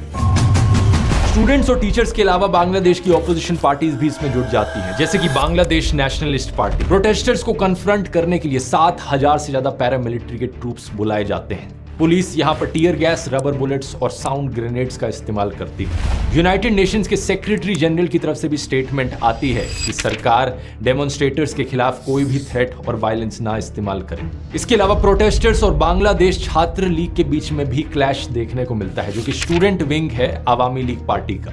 दोनों साइड्स एक दूसरे को ब्लेम करती हैं। सरकार के लॉ मिनिस्टर कहते हैं कि सरकार प्रोटेस्टर्स के साथ बातचीत करने के लिए तैयार है। ये कहा जाता है कि सुप्रीम कोर्ट में एक अर्ली हियरिंग की कोशिश करी जा रही है ताकि जल्द से जल्द फैसला आए। ढाका यूनिवर्सिटी के बाहर स्टूडेंट्स नारे लगाते हैं कि हम अपने भाइयों का खून बर्बाद नहीं जाने देंगे। सरकार प्रेशर में आकर एक जुडिशियल प्रोब कमेटी की भी फॉर्मेशन करती है वायलेंस के इंसिडेंट्स को इन्वेस्टिगेट करने के लिए। आवामी लीग के जनरल सेक्रेटरी कहते हैं कि सरकार कोटाज में इंटरफेयर नहीं करेगी, सुप्रीम कोर्ट के डिसीजन का इंतजार किया जाए। लेकिन प्रोटेस्टर्स का जो मेन ग्रुप था स्टूडेंट्स अगेंस्ट डिस्क्रिमिनेशन, वो अपनी सरकार के इंटेंशंस पर डाउट करता है। उनका कहना है कि प्राइम मिनिस्टर ने एक शब्द तक नहीं बोला उन मर्डर्स पर जो उनके पार्टी के एक्टिविस्ट ने किए। इस तनावपूर्ण स्थिति के बीच प्राइम मिनिस्टर शेख हसीना की तरफ से भी बड़े इररिस्पॉन्सिबल रिमार्क्स आते हैं। वो बातों को ट्विस्ट करके कहती हैं कि प्रोटेस्टर्स को इतनी नफरत क्यों है फ्रीडम फाइटर्स से? अगर फ्रीडम फाइटर्स के ग्रैंड चिल्ड्रन को रिजर्वेशन के बेनिफिट्स नहीं मिलेंगे तो क्या रजाकार्स के ग्रैंड चिल्ड्रन को बेनिफिट्स दिए जाएंगे? सिर्फ प्राइम मिनिस्टर शेख हसीना ही नहीं बल्कि इनके social welfare minister Dipu Moni और state minister of information and broadcasting Mohammad Ali Arafat की तरफ से भी सिमिलर स्टेटमेंट्स दी जाती हैं रजाकार को लेकर। आखिर क्या है ये रजाकार? रजाकार दोस्तों एक पर्शियन शब्द है जिसका मतलब होता है वॉलंटियर या हेल्पर। लेकिन 1971 की वॉर में रजाकार वाहिनी एक पैरामिलिट्री ग्रुप था जो एक्चुअली में वेस्ट पाकिस्तान की आर्मी को सपोर्ट कर रहा था। दूसरी तरफ मुक्ति वाहिनी था जो बांग्लादेश की आजादी के लिए फाइट कर रहा था। इस रजाकार वाहिनी में करीब 50,000 लोग थे जिन्होंने वेस्ट पाकिस्तान की आर्मी को सपोर्ट किया और ईस्ट पाकिस्तान के लोगों पर हो रहे अत्याचारों को इनकरेज किया या उसमें भाग लिया। 1973 में जब शेख मुजीबुर रहमान की सरकार बनी तो उन्होंने international crimes tribunal act introduce किया इन्हीं रजाकार लोगों को ढूंढने के लिए और पनिश करने के लिए। एंथ्रोपोलॉजिस्ट नयनिका मुखर्जी नोट करती हैं कि करीब 37,000 रजाकार्स को आइडेंटिफाई किया गया। इनमें से करीब 26,000 को माफ कर दिया गया सरकार के द्वारा और बाकियों को पनिश किया गया या तो जेल में डालकर या उनका ट्रायल अभी भी चलता रहा। कुछ ट्रायल्स तो इतने लंबे चले कि 2022 में भी रजाकार वाहिनी के 6 मेंबर्स को फांसी की सजा सुनाई गई फॉर क्राइम्स अगेंस्ट ह्यूमैनिटी। तो पॉइंट आप यहां समझ सकते हैं क्या है दोस्तों? बांग्लादेश में रजाकार का मतलब है गद्दार, एंटी नेशनल, देशद्रोही। और अगर कोई सरकार के खिलाफ प्रोटेस्ट कर रहा है इस रिजर्वेशन को लेकर, क्या उन्हें देशद्रोही कहना सेंस बनाता है? कोई सेंस नहीं बनाता। ये वही पुरानी स्ट्रैटेजी है कि सरकार को पसंद नहीं आया कि लोग सरकार के खिलाफ बोल रहे हैं तो उन्हें देशद्रोही घोषित कर दो। लेकिन सच बात तो यह है, जैसा अमेरिकन ऑथर और एक्टिविस्ट एडवर्ड एबी ने लिखा था, A patriot must be ready to defend his country against his government। एक सच्चा देशभक्त अपनी सरकार से भी अपने देश को डिफेंड करता है। डेमोक्रेसी का मतलब सिर्फ ये नहीं होता कि 5 साल में एक बार वोट करने चले जाओ। डेमोक्रेसी एक डायनेमिक सिस्टम होता है जहां पर लोग पॉलिटिकली अवेयर होने चाहिए। जनता बार बार देश की सरकार को अकाउंटेबल ठहराते रहे, जांचते रहे कि सरकार सही काम कर रही है या नहीं कर रही, और जरूरत पड़ने पर सरकार के खिलाफ भी खड़ी हो। प्रधानमंत्री शेख हसीना का ये कमेंट प्रोटेस्टर्स पर एक क्लियर कट एग्जाम्पल है स्ट्रॉ मैन फैलेसी का। इसका मतलब है कि आप दूसरे की आर्ग्यूमेंट को गलत तरीके से प्रेजेंट कर रहे हो और उसे तोड़ मरोड़ के पेश कर रहे हो। अगर प्रोटेस्टर्स कहते हैं कि वो उस रिजर्वेशन के खिलाफ है जो फ्रीडम फाइटर्स के पोते पोतियों को मिलने लग रही है, तो इसका मतलब ये कैसे हो गया कि वो फ्रीडम फाइटर्स को डिसरिस्पेक्ट कर रहे हैं? जब प्रधानमंत्री शेख हसीना की सरकार ने खुद इस रिजर्वेशन को हटाया था 2018 में, तो क्या वो भी फ्रीडम फाइटर्स को डिसरिस्पेक्ट कर रही थी? इस तरीके का लो लेवल आर्ग्यूमेंट एक प्रधानमंत्री को सूट नहीं करता। मैं रिक्वेस्ट करूंगा प्राइम मिनिस्टर शेख हसीना से थोड़ी मर्यादा रखिए। प्रोटेस्टर्स की डिमांड कोई अनरीजनेबल नहीं है। लेकिन अब इस मुद्दे पर दोस्तों हमारे इंडिया के गोदी पत्रकारों की भी जरा नॉनसेंस सुनिए। सुधीर चौधरी ने आज तक टीवी चैनल के प्रोग्राम में स्टूडेंट्स के इन प्रोटेस्ट को फॉरेन फंडेड बता दिया। हवा हवा में बातें करते हुए कहा कि इसके पीछे अमेरिका और बाकी पश्चिम देशों का हाथ है। अमेरिका जैसे जो देश हैं वो पीछे से रिमोट कंट्रोल से इन दंगों को भड़काते रहते हैं, क्योंकि जो पश्चिमी बड़े बड़े जो देश हैं अमेरिका जैसे, वो उन देशों के विपक्षी दलों के साथ मिल जाते हैं। एक इंफोग्राफिक में लिखा कि विकासशील जिलों के निवासियों के लिए 10% आरक्षण। विकासशील का मतलब होता है जो विकास की तरफ बढ़ रहा हो, यानी डेवलपिंग, जबकि बांग्लादेश ने 10% कोटा पिछड़े जिलों के निवासियों के लिए दिया है। और इसके बाद सुधीर कहते हैं कि वेस्ट बंगाल के कुछ स्टूडेंट्स इन प्रोटेस्ट का समर्थन कर रहे हैं और यही स्टूडेंट्स अपने देश में आरक्षण की मांग करते हैं। ये कैसे हो सकता है? एक और चौंकाने वाली खबर यह है कि बांग्लादेश में हो रहे इस आंदोलन के समर्थन में पश्चिम बंगाल में भी अब विरोध प्रदर्शन हो रहे हैं। वामपंथी दलों के जो छात्र भारत में सरकारी नौकरियों में आरक्षण चाहते हैं, वो बांग्लादेश के उन दंगों का समर्थन कर रहे हैं जो सरकारी नौकरियों में आरक्षण खत्म करने के लिए चल रहे हैं। इतना बड़ा विरोधाभास मुझे समझ नहीं आता कि सुधीर चौधरी जैसे सो कॉल्ड पत्रकारों की रीजनिंग पावर सही में इतनी कमजोर है या फिर ये जानबूझकर जनता को बहकाते हैं। पहले खुद अपने प्रोग्राम में बताते हैं कि भारत में जो आरक्षण है वो कास्ट के आधार पर है, जबकि बांग्लादेश में दूसरे क्राइटेरिया के आधार पर आरक्षण है। वहां पर कोई जाति का आरक्षण नहीं है, धर्म का आरक्षण नहीं है, ये आरक्षण अलग किस्म का है। तो फिर ये कंपैरिजन करने का क्या सेंस बना? इंडिया में रिजर्वेशन मिलती है सो कॉल्ड लोअर कास्ट लोगों को जिनके खिलाफ हिस्टोरिकल डिस्क्रिमिनेशन हुआ है, लेकिन सिर्फ हिस्टोरिकली नहीं बल्कि आज के दिन भी हमें कास्ट एट्रोसिटीज देखने को मिल रही हैं। राजस्थान में जितेंद्र पाल मेघवाल नाम के एक दलित को सिर्फ इसलिए मार दिया गया क्योंकि उन्होंने मूंछ रख ली थी। आज तक की ही वेबसाइट पर यह न्यूज आर्टिकल देखिए। गुजरात में दलित दूल्हे को घोड़ी नहीं चढ़ने दिया, बारातियों के पगड़ी बांधने पर किया पथराव। 8 साल के बच्चे ने पानी की बाल्टी को हाथ लगा दिया तो उसे पीट दिया गया। और कहां हुई ये चीज? स्कूल में। सिख धर्म तो इगैलिटेरियनिज्म की प्रिंसिपल्स पर शुरू हुआ, यानी कि सब बराबर हैं, जातिवाद खत्म करो। लेकिन आज पंजाब में दलित सिखों के लिए अलग गुरुद्वारे देखे जा सकते हैं। और प्रिविलेज ब्लाइंडनेस में डूबे हुए गोदी पत्रकारों के हिसाब से तो जातिवाद है ही नहीं देश में। इनके हिसाब से तो आरक्षण जैसे पॉजिटिव अफर्मेटिव एक्शन की कोई जरूरत ही नहीं है, सब चंगा सी।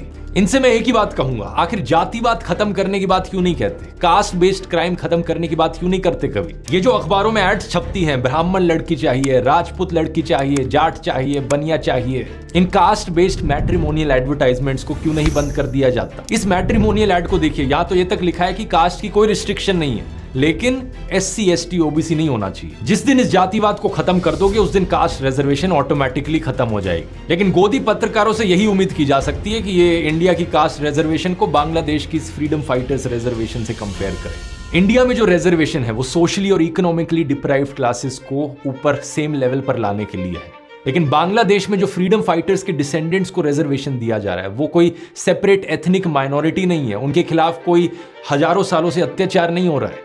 इनफैक्ट वो तो सोशली रिस्पेक्टेड सेक्शन है देश का। अगर उनमें से कोई इकोनॉमिकली वीक है तो उनके लिए 5 से 10% EWS कोटा दिया जा सकता है। 21 जुलाई को बांग्लादेश के सुप्रीम कोर्ट ने भी यही कहा कि फ्रीडम फाइटर्स के इस डिसेंडेंट्स कोटा को कम करके सिर्फ 5% तक कर दिया जाए और बाकी एथनिक माइनॉरिटीज, ट्रांसजेंडर्स और डिसेबल्ड लोगों का जो कोटा है उसे 2% कर दिया जाए, तो टोटल 7% रिजर्वेशन ही हो। अब मेरा पर्सनली मानना है दोस्तों, बांग्लादेश में जो प्रोटेस्ट उठे इनके रिजर्वेशन के खिलाफ, ये सिर्फ एक सिम्टम है। असली बीमारी जो यहाँ पर है वो है अनएम्प्लॉयमेंट की। और इंडिया जैसे ही बांग्लादेश में भी बेरोजगारी एक बहुत बहुत बड़ी प्रॉब्लम बन चुकी है। पब्लिक एडमिनिस्ट्रेशन मिनिस्टर फराद हुसैन ने बताया पार्लियामेंट को फरवरी में कि 5 लाख से ज्यादा पोस्ट वेकेंट थी इनके देश में। अगर इन्हें फिलअप भी किया जाए तो भी काफी नहीं होगा। बांग्लादेश ब्यूरो ऑफ स्टैटिस्टिक्स का डेटा बताता है कि 18 से 19 लाख यंग लोग हर साल जॉब मार्केट को ज्वाइन करते हैं। 17 करोड़ लोगों का देश है, उसमें से जो वर्किंग पॉपुलेशन है वो करीब 2/3 है, यानी 11 करोड़ के आसपास। इन 11 करोड़ लोगों में से 3 करोड़ लोग अनएम्प्लॉयड हैं। बांग्लादेश में इकोनॉमी की भी हालत काफी खराब चल रही है। कंट्री के जो फॉरेन एक्सचेंज रिजर्व्स हैं वो बहुत लो हैं। 2022 में बांग्लादेश ने इंटरनेशनल मॉनेटरी फंड से मदद मांगी थी अपने फॉरेन एक्सचेंज रिजर्व्स को रीबिल्ड करने के लिए।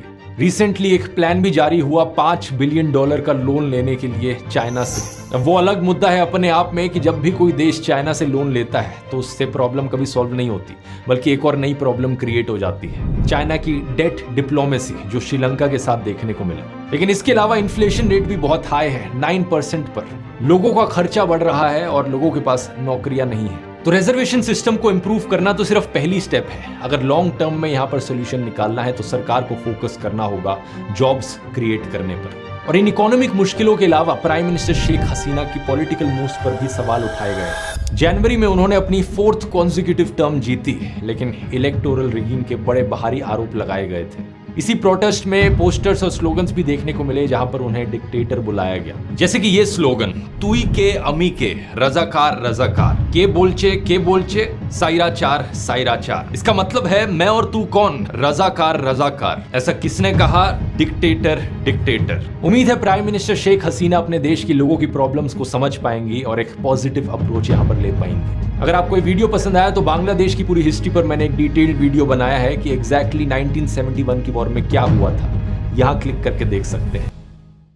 देश भर के स्कूल्स और कॉलेजेस को शट डाउन कर दिया गया है और बांग्लादेश की सरकार ने मोबाइल इंटरनेट सर्विसेज को भी सस्पेंड कर दिया। মুক্তিযোদ্ধাদের নাতিপুতিরাও পাবে না, তাহলে কি রাজাকারের নাতিপুতিরা পাবে? इस तरीके का लो लेवल आर्ग्यूमेंट एक प्रधानमंत्री को सूट नहीं करता। बांग्लादेश की प्रधानमंत्री शेख हसीना को अब प्रोटेस्टर्स डिक्टेटर करके भी पुकार रहे हैं। नमस्कार दोस्तों, पिछले महीने बांग्लादेश में भारी संख्या में स्टूडेंट सड़कों पर उतरे प्रोटेस्ट करने के लिए। शुरुआत में तो ये प्रोटेस्ट पीसफुल ही थे, लेकिन अब हालातों ने बड़ा खौफनाक और हिंसक मोड़ ले लिया है। बांग्लादेश में अब एक मिलिट्री कर्फ्यू डिक्लेयर कर दिया गया है। Troops on the streets, a strict curfew, a near blackout of communication. देश भर के स्कूल्स और कॉलेजेस को शट डाउन कर दिया गया है और बांग्लादेश की सरकार ने मोबाइल इंटरनेट सर्विसेज को भी सस्पेंड कर दिया। इन वायलेंट क्लैशेस में अब कम से कम 150 लोग मारे जा चुके हैं और हजारों जख्मी हैं। बांग्लादेश की प्रधानमंत्री शेख हसीना को अब प्रोटेस्टर्स डिक्टेटर करके भी पुकार रहे हैं। आखिर क्या कारण है इस सब के पीछे? आइए समझते हैं इस पूरी सिचुएशन को विस्तार से आज के इस वीडियो में।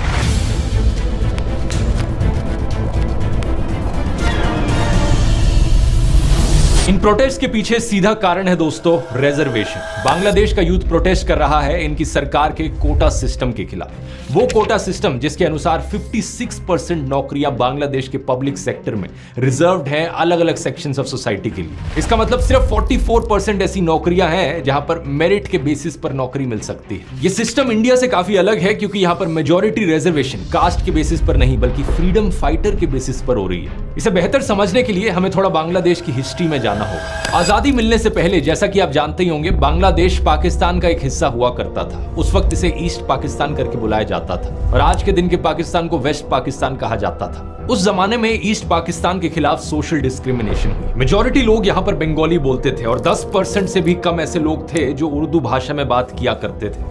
लेकिन फिर भी वेस्ट पाकिस्तान ने उर्दू भाषा को इंपोज किया ईस्ट पाकिस्तान पर। इसके अलावा इकोनॉमिक डिस्क्रिमिनेशन हुई। देश के 59% एक्सपोर्ट्स ईस्ट पाकिस्तान से आते थे, लेकिन सिर्फ 25% इंडस्ट्रियल इन्वेस्टमेंट्स ईस्ट पाकिस्तान के पास जाती थी। नवंबर 1970 में जब भोला साइक्लोन आया, एस्टिमेटेड 3 लाख लोग मारे गए ईस्ट पाकिस्तान में। One of the deadliest tropical cyclones पिछली सेंचुरी का। World in 1970, a massive storm swept into the Bay of Bengal, drowning 500,000 people. It was one of the worst natural disasters anywhere.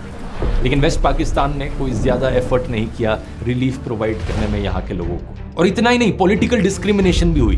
साल 1970 की elections में east Pakistan के पास 162 seats थी, waste Pakistan में 138 seats थी। Waste Pakistan में लोगों ने अलग अलग पॉलिटिकल पार्टीज के लिए वोट किया, लेकिन ईस्ट पाकिस्तान में ओवरवेलमिंग मेजॉरिटी वोट्स गए सिर्फ अवामी लीग पार्टी को, जिसे लीड किया जा रहा था शेख मुजीबुर रहमान के द्वारा। इस इलेक्शन रिजल्ट का नतीजा यह होता कि अवामी लीग दोनों ईस्ट और वेस्ट पाकिस्तान पर गवर्न करती, लेकिन वेस्ट पाकिस्तान की जो मिलिट्री थी वो बिल्कुल ये नहीं चाहती थी। उस समय के पाकिस्तान मिलिट्री के commander in chief Yahya Khan ने इस इलेक्शन रिजल्ट को एक्सेप्ट करने से ही मना कर दिया। ईस्ट पाकिस्तान पर मार्शल लॉ इंपोज किया गया और रिस्पांस में शेख मुजीबुर रहमान ने एक सिविल डिसओबीडियंस मूवमेंट करी प्रोटेस्ट के तौर पर।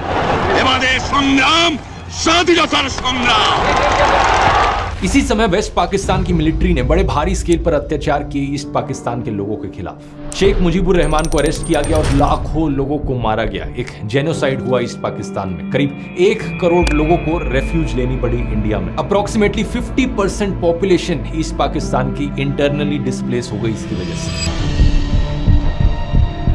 इसी के बाद ही था कि 1971 की बांग्लादेश लिबरेशन वॉर हमें देखने को मिली। ये वही वॉर थी जहां पर इंडिया ने मदद करी और बांग्लादेश को आजादी दिलाई under the prime ministership of Indira Gandhi. Mujibur Rahman, the leader of East Pakistan, declared the region an independent republic, which he said will be called Bangladesh, the land of the Bengalis. East Pakistan में जिन लोगों ने आजादी की ये लड़ाई लड़ी, जिसकी वजह से बांग्लादेश एक आजाद देश बना, ये फ्रीडम फाइटर्स हुए। यही फ्रीडम फाइटर्स आज की सिचुएशन में रेलेवेंट हैं इस कोटा सिस्टम की वजह से। क्योंकि दोस्तों बांग्लादेश के इस कोटा सिस्टम में 30% जॉब्स को रिजर्व किया गया है फ्रीडम फाइटर्स के डिसेंडेंट्स के लिए। इसके अलावा कुछ और रिजर्वेशंस हैं, जैसे कि 10% औरतों के लिए, 10% जिला कोटा है बैकवर्ड डिस्ट्रिक्ट्स के लिए, 5% रिजर्वेशन है एथनिक माइनॉरिटीज के लिए और 1% रिजर्वेशन है उन लोगों के लिए जिन्हें फिजिकल डिसेबिलिटीज हों। इन सभी नंबर्स को एडअप करोगे तो टोटल 56% रिजर्वेशन बनती है, लेकिन मेजॉरिटी शेयर 56% में से है ये 30% फ्रीडम फाइटर्स का कोटा। इस आर्टिकल को देखिए। ढाका यूनिवर्सिटी में पढ़ने वाले 3rd ईयर इंटरनेशनल रिलेशंस के एक स्टूडेंट फहीम फारूकी, जो कि एक प्रोटेस्टर भी हैं, इनका कहना है कि ये प्रोटेस्ट बेसिकली कोटा सिस्टम की रिफॉर्मेशन के लिए है। प्रोटेस्टर्स चाहते हैं कि एथनिक माइनॉरिटीज वाली रिजर्वेशन और फिजिकल डिसेबिलिटीज वाली रिजर्वेशन को छोड़कर बाकी सारी रिजर्वेशंस हटा दी जाए सरकार के द्वारा। यहां पर ये फ्रीडम फाइटर्स वाली रिजर्वेशन सबसे इंटरेस्टिंग है क्योंकि इसकी शुरुआत साल 1972 में ही हो गई थी, आजादी मिलने के सिर्फ 1 साल बाद। इनकी मिनिस्ट्री ऑफ कैबिनेट सर्विसेज ने उस साल एक ऑर्डर इशू किया था कि फ्रीडम फाइटर्स के लिए एक कोटा होना चाहिए। जिन लोगों ने अपनी लाइफ को रिस्क पर डाला, जिन लोगों ने संघर्ष किया अपने देश को आजादी दिलाने के लिए, उन लोगों के लिए 30% नौकरियां रिजर्व की जाए। नोट करने वाली बात यह है कि यह चीज सिर्फ फ्रीडम फाइटर्स के लिए एप्लीकेबल थी।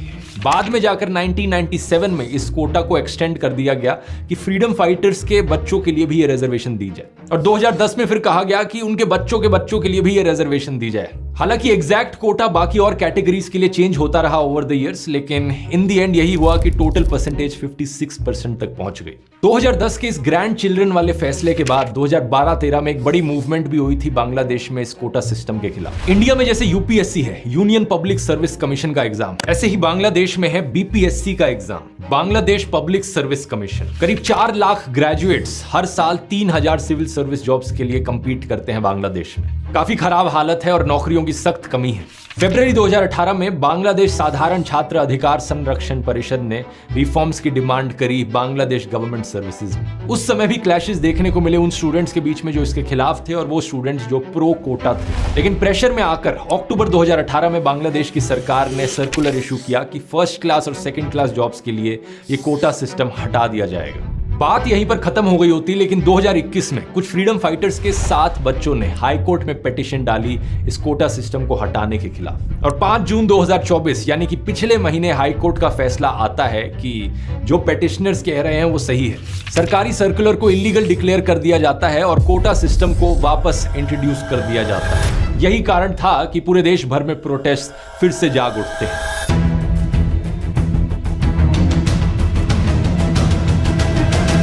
प्रोटेस्ट करने वाले स्टूडेंट्स कहते हैं कि ये कोटा अनकॉन्स्टिट्यूशनल है। ओरिजिनल कॉन्स्टिट्यूशन में कहीं नहीं लिखा गया था कि फ्रीडम फाइटर्स की अगली जनरेशंस को भी जॉब्स में रिजर्वेशन दो। और वैसे भी इसका क्या तुक बना? फ्रीडम फाइटर्स को रिजर्वेशन देना समझ में आता है क्योंकि उन्होंने संघर्ष किया था देश को आजादी दिलाने के लिए, लेकिन उनके पोते पोतियों तक को रिजर्वेशन दी जा रही है सिर्फ इसलिए क्योंकि उनके ग्रैंड पेरेंट्स फ्रीडम फाइटर्स थे। लेकिन बात सिर्फ यहां खत्म नहीं होती, इस रिजर्वेशन में करप्शन के भी आरोप लगे हैं। एक्चुअली में ये कौन डिसाइड करेगा कि कौन फ्रीडम फाइटर है और कौन फ्रीडम फाइटर नहीं है? सरकार ने ये रिस्पॉन्सिबिलिटी खुद को दी कि सरकार डिसाइड करेगी कि कौन फ्रीडम फाइटर होगा। पिछले 15 सालों से बांग्लादेश में रूलिंग पार्टी रही है अवामी लीग और प्राइम मिनिस्टर रही है शेख हसीना। ये वही पॉलिटिकल पार्टी है जिसने संघर्ष किया था बांग्लादेश को आजादी दिलाने में भी। प्रोटेस्टर्स का कहना है कि ये फ्रीडम फाइटर का रिजर्वेशन अवामी लीग के लोगों को डिस्प्रपोर्शनेटली ज्यादा बेनिफिट देता है। फ्रीडम फाइटर्स की लिस्ट में जिन लोगों का नाम इंक्लूड किया गया है उन नामों को लेकर कम से कम 60,000 ऑब्जेक्शंस उठी हैं और इन ऑब्जेक्शंस को सरकार के द्वारा रिजॉल्व नहीं किया गया है। 10 जुलाई को यह बात सुप्रीम कोर्ट तक पहुंचती है और सरकार हाई कोर्ट के फैसले के खिलाफ सुप्रीम कोर्ट में जाती है अपील करने। सुप्रीम कोर्ट हाई कोर्ट के फैसले पर रोक लगा देता है, लेकिन प्रोटेस्ट रुकते नहीं है। स्टूडेंट्स और टीचर्स के अलावा बांग्लादेश की ऑपोजिशन पार्टीज भी इसमें जुट जाती हैं, जैसे कि बांग्लादेश नेशनलिस्ट पार्टी। प्रोटेस्टर्स को कन्फ्रंट करने के लिए 7,000 से ज्यादा पैरामिलिट्री के ट्रूप्स बुलाए जाते हैं। पुलिस यहां पर टीयर गैस, रबर बुलेट्स और साउंड ग्रेनेड्स का इस्तेमाल करती है। यूनाइटेड नेशंस के सेक्रेटरी जनरल की तरफ से भी स्टेटमेंट आती है कि सरकार डेमोन्स्ट्रेटर्स के खिलाफ कोई भी थ्रेट और वायलेंस ना इस्तेमाल करे। इसके अलावा प्रोटेस्टर्स और बांग्लादेश छात्र लीग के बीच में भी क्लैश देखने को मिलता है, जो कि स्टूडेंट विंग है आवामी लीग पार्टी का।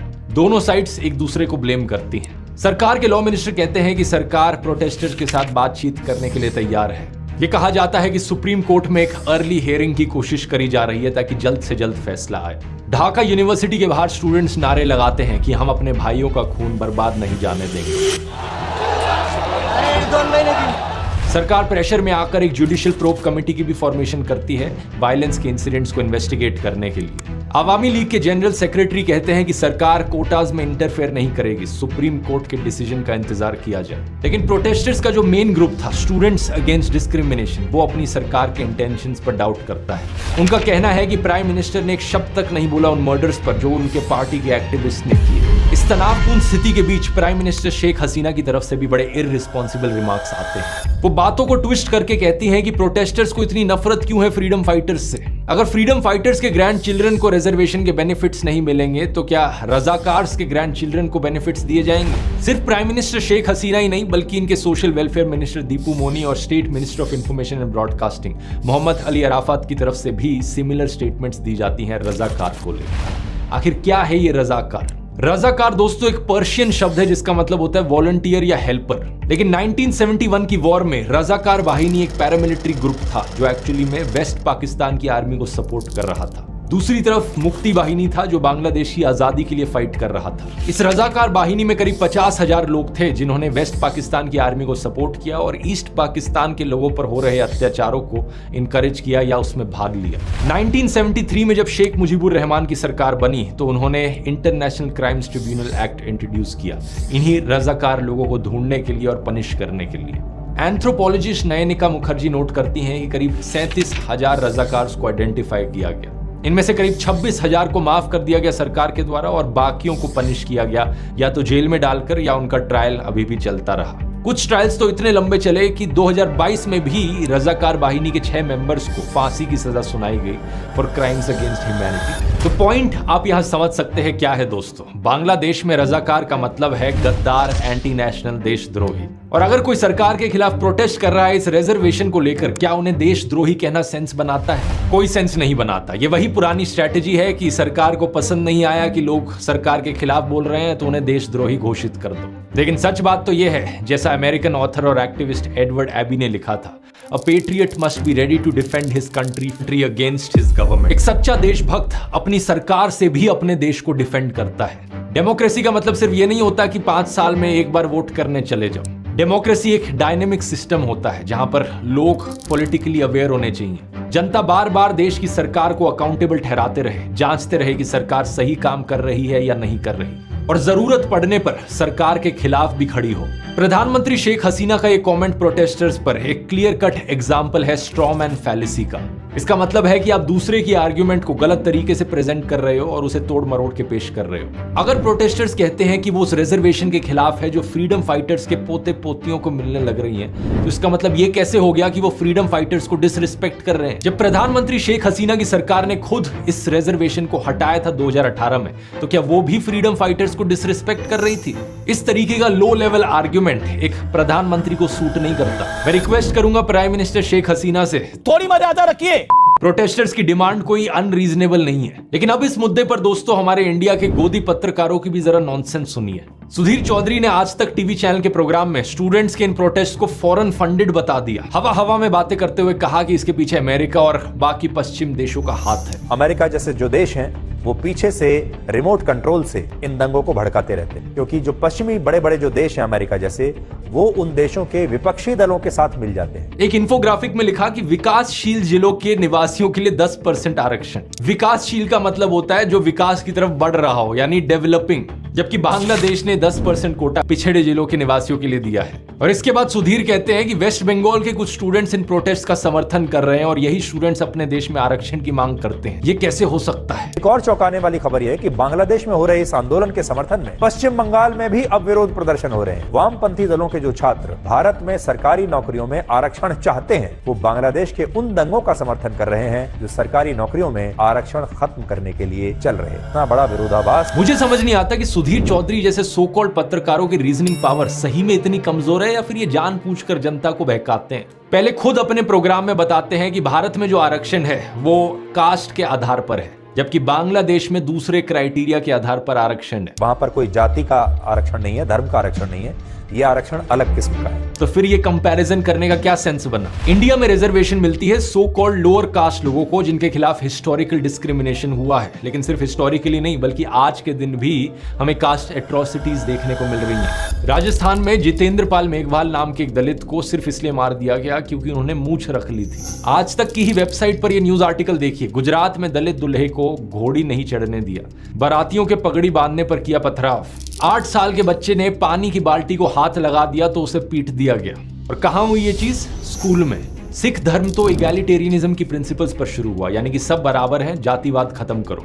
लेकिन आज पंजाब में दलित सिखों के लिए अलग गुरुद्वारे देखे जा सकते हैं। और प्रिविलेज ब्लाइंडनेस में डूबे हुए गोदी पत्रकारों के हिसाब से तो जातिवाद है ही नहीं देश में।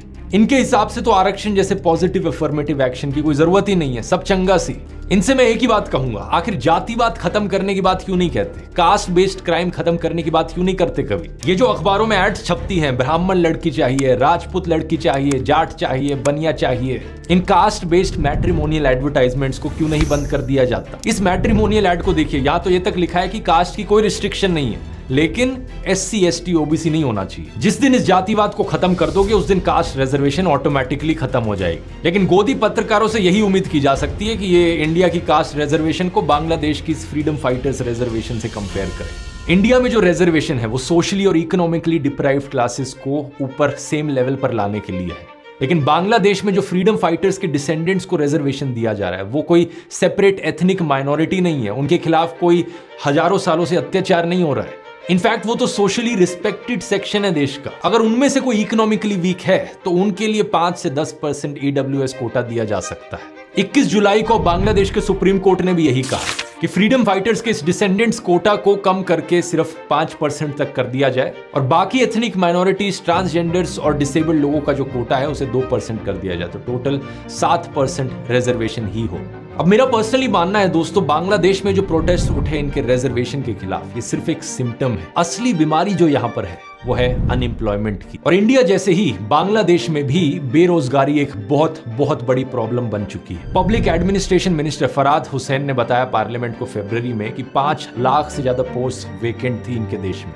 अगर इन्हें फिलअप भी किया जाए तो भी काफी नहीं होगा। बांग्लादेश ब्यूरो ऑफ स्टैटिस्टिक्स का डेटा बताता है कि 18 से 19 लाख यंग लोग हर साल जॉब मार्केट को ज्वाइन करते हैं। 17 करोड़ लोगों का देश है, उसमें से जो वर्किंग पॉपुलेशन है वो करीब 2/3 है, यानी 11 करोड़ के आसपास। इन 11 करोड़ लोगों में से 3 करोड़ लोग अनएम्प्लॉयड हैं। बांग्लादेश में इकोनॉमी की भी हालत काफी खराब चल रही है। कंट्री के जो फॉरेन एक्सचेंज रिजर्व्स हैं वो बहुत लो हैं। 2022 में बांग्लादेश ने इंटरनेशनल मॉनेटरी फंड से मदद मांगी थी अपने फॉरेन एक्सचेंज रिजर्व्स को रीबिल्ड करने के लिए।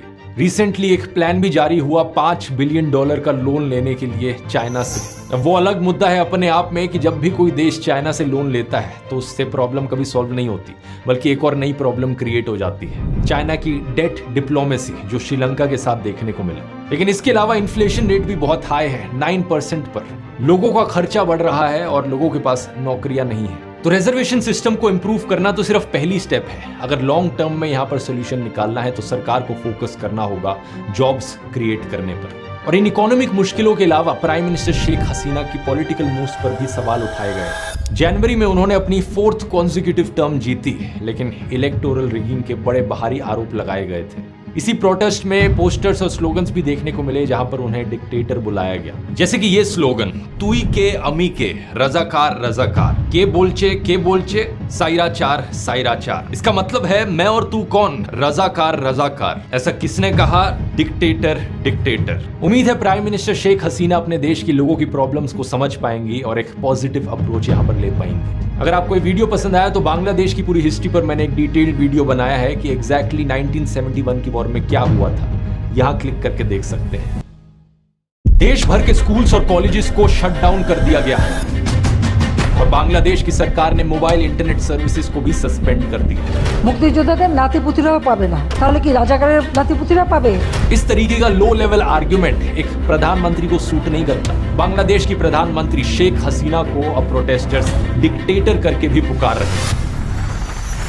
नमस्कार दोस्तों, पिछले महीने बांग्लादेश में भारी संख्या में स्टूडेंट सड़कों पर उतरे प्रोटेस्ट करने के लिए। शुरुआत में तो ये प्रोटेस्ट पीसफुल ही थे, लेकिन अब हालातों ने बड़ा खौफनाक और हिंसक मोड़ ले लिया है। बांग्लादेश में अब एक मिलिट्री कर्फ्यू डिक्लेयर कर दिया गया है। Troops on the streets, a strict curfew, a near blackout of communication. देश भर के स्कूल्स और कॉलेजेस को शट डाउन कर दिया गया है और बांग्लादेश की सरकार ने मोबाइल इंटरनेट सर्विसेज को भी सस्पेंड कर दिया। इन वायलेंट क्लैशेस में अब कम से कम 150 लोग मारे जा चुके हैं और हजारों जख्मी हैं। बांग्लादेश की प्रधानमंत्री शेख हसीना को अब प्रोटेस्टर्स डिक्टेटर करके भी पुकार रहे हैं। आखिर क्या कारण है इस सब के पीछे? आइए समझते हैं इस पूरी सिचुएशन को विस्तार से आज के इस वीडियो में।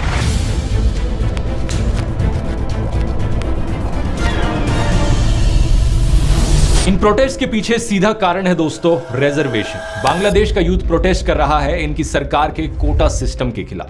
वो कोटा सिस्टम जिसके अनुसार 56% नौकरियां बांग्लादेश के पब्लिक सेक्टर में रिजर्व्ड हैं अलग अलग सेक्शंस ऑफ सोसाइटी के लिए। इसका मतलब सिर्फ 44% ऐसी नौकरियां हैं जहां पर मेरिट के बेसिस पर नौकरी मिल सकती है। ये सिस्टम इंडिया से काफी अलग है क्योंकि यहां पर मेजॉरिटी रिजर्वेशन कास्ट के बेसिस पर नहीं बल्कि फ्रीडम फाइटर के बेसिस पर हो रही है। इसे बेहतर समझने के लिए हमें थोड़ा बांग्लादेश की हिस्ट्री में जाना होगा। आजादी मिलने से पहले जैसा कि आप जानते ही होंगे बांग्लादेश पाकिस्तान का एक हिस्सा हुआ करता था। उस वक्त इसे ईस्ट पाकिस्तान करके बुलाया जाता था और आज के दिन के पाकिस्तान को वेस्ट पाकिस्तान कहा जाता था। उस जमाने में ईस्ट पाकिस्तान के खिलाफ सोशल डिस्क्रिमिनेशन हुई। मेजॉरिटी लोग यहाँ पर बंगाली बोलते थे और 10% से भी कम ऐसे लोग थे जो उर्दू भाषा में बात किया करते थे, लेकिन फिर भी वेस्ट पाकिस्तान ने उर्दू भाषा को इंपोज किया ईस्ट पाकिस्तान पर। इसके अलावा इकोनॉमिक डिस्क्रिमिनेशन हुई। देश के 59% एक्सपोर्ट्स ईस्ट पाकिस्तान से आते थे, लेकिन सिर्फ 25% इंडस्ट्रियल इन्वेस्टमेंट्स ईस्ट पाकिस्तान के पास जाती थी। नवंबर 1970 में जब भोला साइक्लोन आया, एस्टिमेटेड 3 लाख लोग मारे गए ईस्ट पाकिस्तान में। One of the deadliest tropical cyclones पिछली सेंचुरी का। World in 1970, a massive storm swept into the Bay of Bengal, drowning 500,000 people. It was one of the worst natural disasters anywhere. लेकिन waste Pakistan ने कोई ज्यादा effort नहीं किया relief provide करने में यहाँ के लोगों को। और इतना ही नहीं, पॉलिटिकल डिस्क्रिमिनेशन भी हुई। साल 1970 की इलेक्शंस में ईस्ट पाकिस्तान के पास 162 सीट्स थी, वेस्ट पाकिस्तान में 138 सीट्स थी। वेस्ट पाकिस्तान में लोगों ने अलग अलग पॉलिटिकल पार्टीज के लिए वोट किया, लेकिन ईस्ट पाकिस्तान में ओवरवेलमिंग मेजॉरिटी वोट्स गए सिर्फ अवामी लीग पार्टी को, जिसे लीड किया जा रहा था शेख मुजीबुर रहमान के द्वारा। इस इलेक्शन रिजल्ट का नतीजा यह होता कि अवामी लीग दोनों ईस्ट और वेस्ट पाकिस्तान पर गवर्न करती, लेकिन वेस्ट पाकिस्तान की जो मिलिट्री थी वो बिल्कुल ये नहीं चाहती थी। उस समय के पाकिस्तान मिलिट्री के commander in chief Yahya Khan ने इस इलेक्शन रिजल्ट को एक्सेप्ट करने से ही मना कर दिया। ईस्ट पाकिस्तान पर मार्शल लॉ इंपोज किया गया और रिस्पांस में शेख मुजीबुर रहमान ने एक सिविल डिसओबीडियंस मूवमेंट करी प्रोटेस्ट के तौर पर। इसी समय वेस्ट पाकिस्तान की मिलिट्री ने बड़े भारी स्केल पर अत्याचार किए ईस्ट पाकिस्तान के लोगों के खिलाफ। शेख मुजीबुर रहमान को अरेस्ट किया गया और लाखों लोगों को मारा गया। एक जेनोसाइड हुआ ईस्ट पाकिस्तान में। करीब 1 करोड़ लोगों को रेफ्यूज लेनी पड़ी इंडिया में। अप्रोक्सीमेटली 50% पॉपुलेशन ईस्ट पाकिस्तान की इंटरनली डिस्प्लेस हो गई इसकी वजह से। इसी के बाद ही था कि 1971 की बांग्लादेश लिबरेशन वॉर हमें देखने को मिली। ये वही वॉर थी जहां पर इंडिया ने मदद करी और बांग्लादेश को आजादी दिलाई under the prime ministership of Indira Gandhi. Mujibur Rahman, the leader of East Pakistan, declared the region an independent republic, which he said will be called Bangladesh, the land of the Bengalis. East Pakistan में जिन लोगों ने आजादी की ये लड़ाई लड़ी, जिसकी वजह से बांग्लादेश एक आजाद देश बना, ये फ्रीडम फाइटर्स हुए। यही फ्रीडम फाइटर्स आज की सिचुएशन में रेलेवेंट हैं इस कोटा सिस्टम की वजह से, क्योंकि दोस्तों बांग्लादेश के इस कोटा सिस्टम में 30% जॉब्स को रिजर्व किया गया है फ्रीडम फाइटर्स के डिसेंडेंट्स के लिए। इसके अलावा कुछ और रिजर्वेशंस हैं, जैसे कि 10% औरतों के लिए, 10% जिला कोटा है बैकवर्ड डिस्ट्रिक्ट्स के लिए, 5% रिजर्वेशन है एथनिक माइनॉरिटीज के लिए और 1% रिजर्वेशन है उन लोगों के लिए जिन्हें फिजिकल डिसेबिलिटीज हो। इन सभी नंबर्स को एडअप करोगे तो टोटल 56% रिजर्वेशन बनती है, लेकिन मेजॉरिटी शेयर 56% में से है ये 30% फ्रीडम फाइटर्स का कोटा। इस आर्टिकल को देखिए, ढाका यूनिवर्सिटी में पढ़ने वाले 3rd ईयर इंटरनेशनल रिलेशंस के एक स्टूडेंट फहीम फारूकी, जो कि एक प्रोटेस्टर भी हैं, इनका कहना है कि ये प्रोटेस्ट बेसिकली कोटा सिस्टम की रिफॉर्मेशन के लिए है। प्रोटेस्टर्स चाहते हैं कि एथनिक माइनॉरिटीज वाली रिजर्वेशन और फिजिकल डिसेबिलिटीज वाली रिजर्वेशन को छोड़कर बाकी सारी रिजर्वेशंस हटा दी जाए सरकार के द्वारा। यहां पर ये फ्रीडम फाइटर्स वाली रिजर्वेशन सबसे इंटरेस्टिंग है, क्योंकि इसकी शुरुआत साल 1972 में ही हो गई थी, आजादी मिलने के सिर्फ 1 साल बाद। इनकी मिनिस्ट्री ऑफ कैबिनेट सर्विसेज ने उस साल एक ऑर्डर इशू किया था कि फ्रीडम फाइटर्स के लिए एक कोटा होना चाहिए। जिन लोगों ने अपनी लाइफ को रिस्क पर डाला, जिन लोगों ने संघर्ष किया अपने देश को आजादी दिलाने के लिए, उन लोगों के लिए 30% नौकरियां रिजर्व की जाए। नोट करने वाली बात यह है कि यह चीज सिर्फ फ्रीडम फाइटर्स के लिए एप्लीकेबल थी। बाद में जाकर 1997 में इस कोटा को एक्सटेंड कर दिया गया कि फ्रीडम फाइटर्स के बच्चों के लिए भी ये रिजर्वेशन दी जाए, और 2010 में फिर कहा गया कि उनके बच्चों के लिए भी ये रिजर्वेशन दी जाए। हालांकि एग्जैक्ट कोटा बाकी और कैटेगरीज के लिए चेंज होता रहा ओवर द इयर्स, लेकिन इन द एंड यही हुआ कि टोटल परसेंटेज 56% तक पहुंच गई। 2010 के इस ग्रैंड चिल्ड्रन वाले फैसले के बाद 2012-13 में एक बड़ी मूवमेंट भी हुई थी बांग्लादेश में इस कोटा सिस्टम के खिलाफ। इंडिया में जैसे यूपीएससी है, यूनियन पब्लिक सर्विस कमीशन का एग्जाम, ऐसे ही बांग्लादेश में है बीपीएससी का exam, Bangladesh public service commission. करीब 4 लाख ग्रेजुएट्स हर साल 3000 सिविल सर्विस जॉब्स के लिए कंपीट करते हैं बांग्लादेश में। काफी खराब हालत है और नौकरियों की सख्त कमी है। फरवरी 2018 में बांग्लादेश साधारण छात्र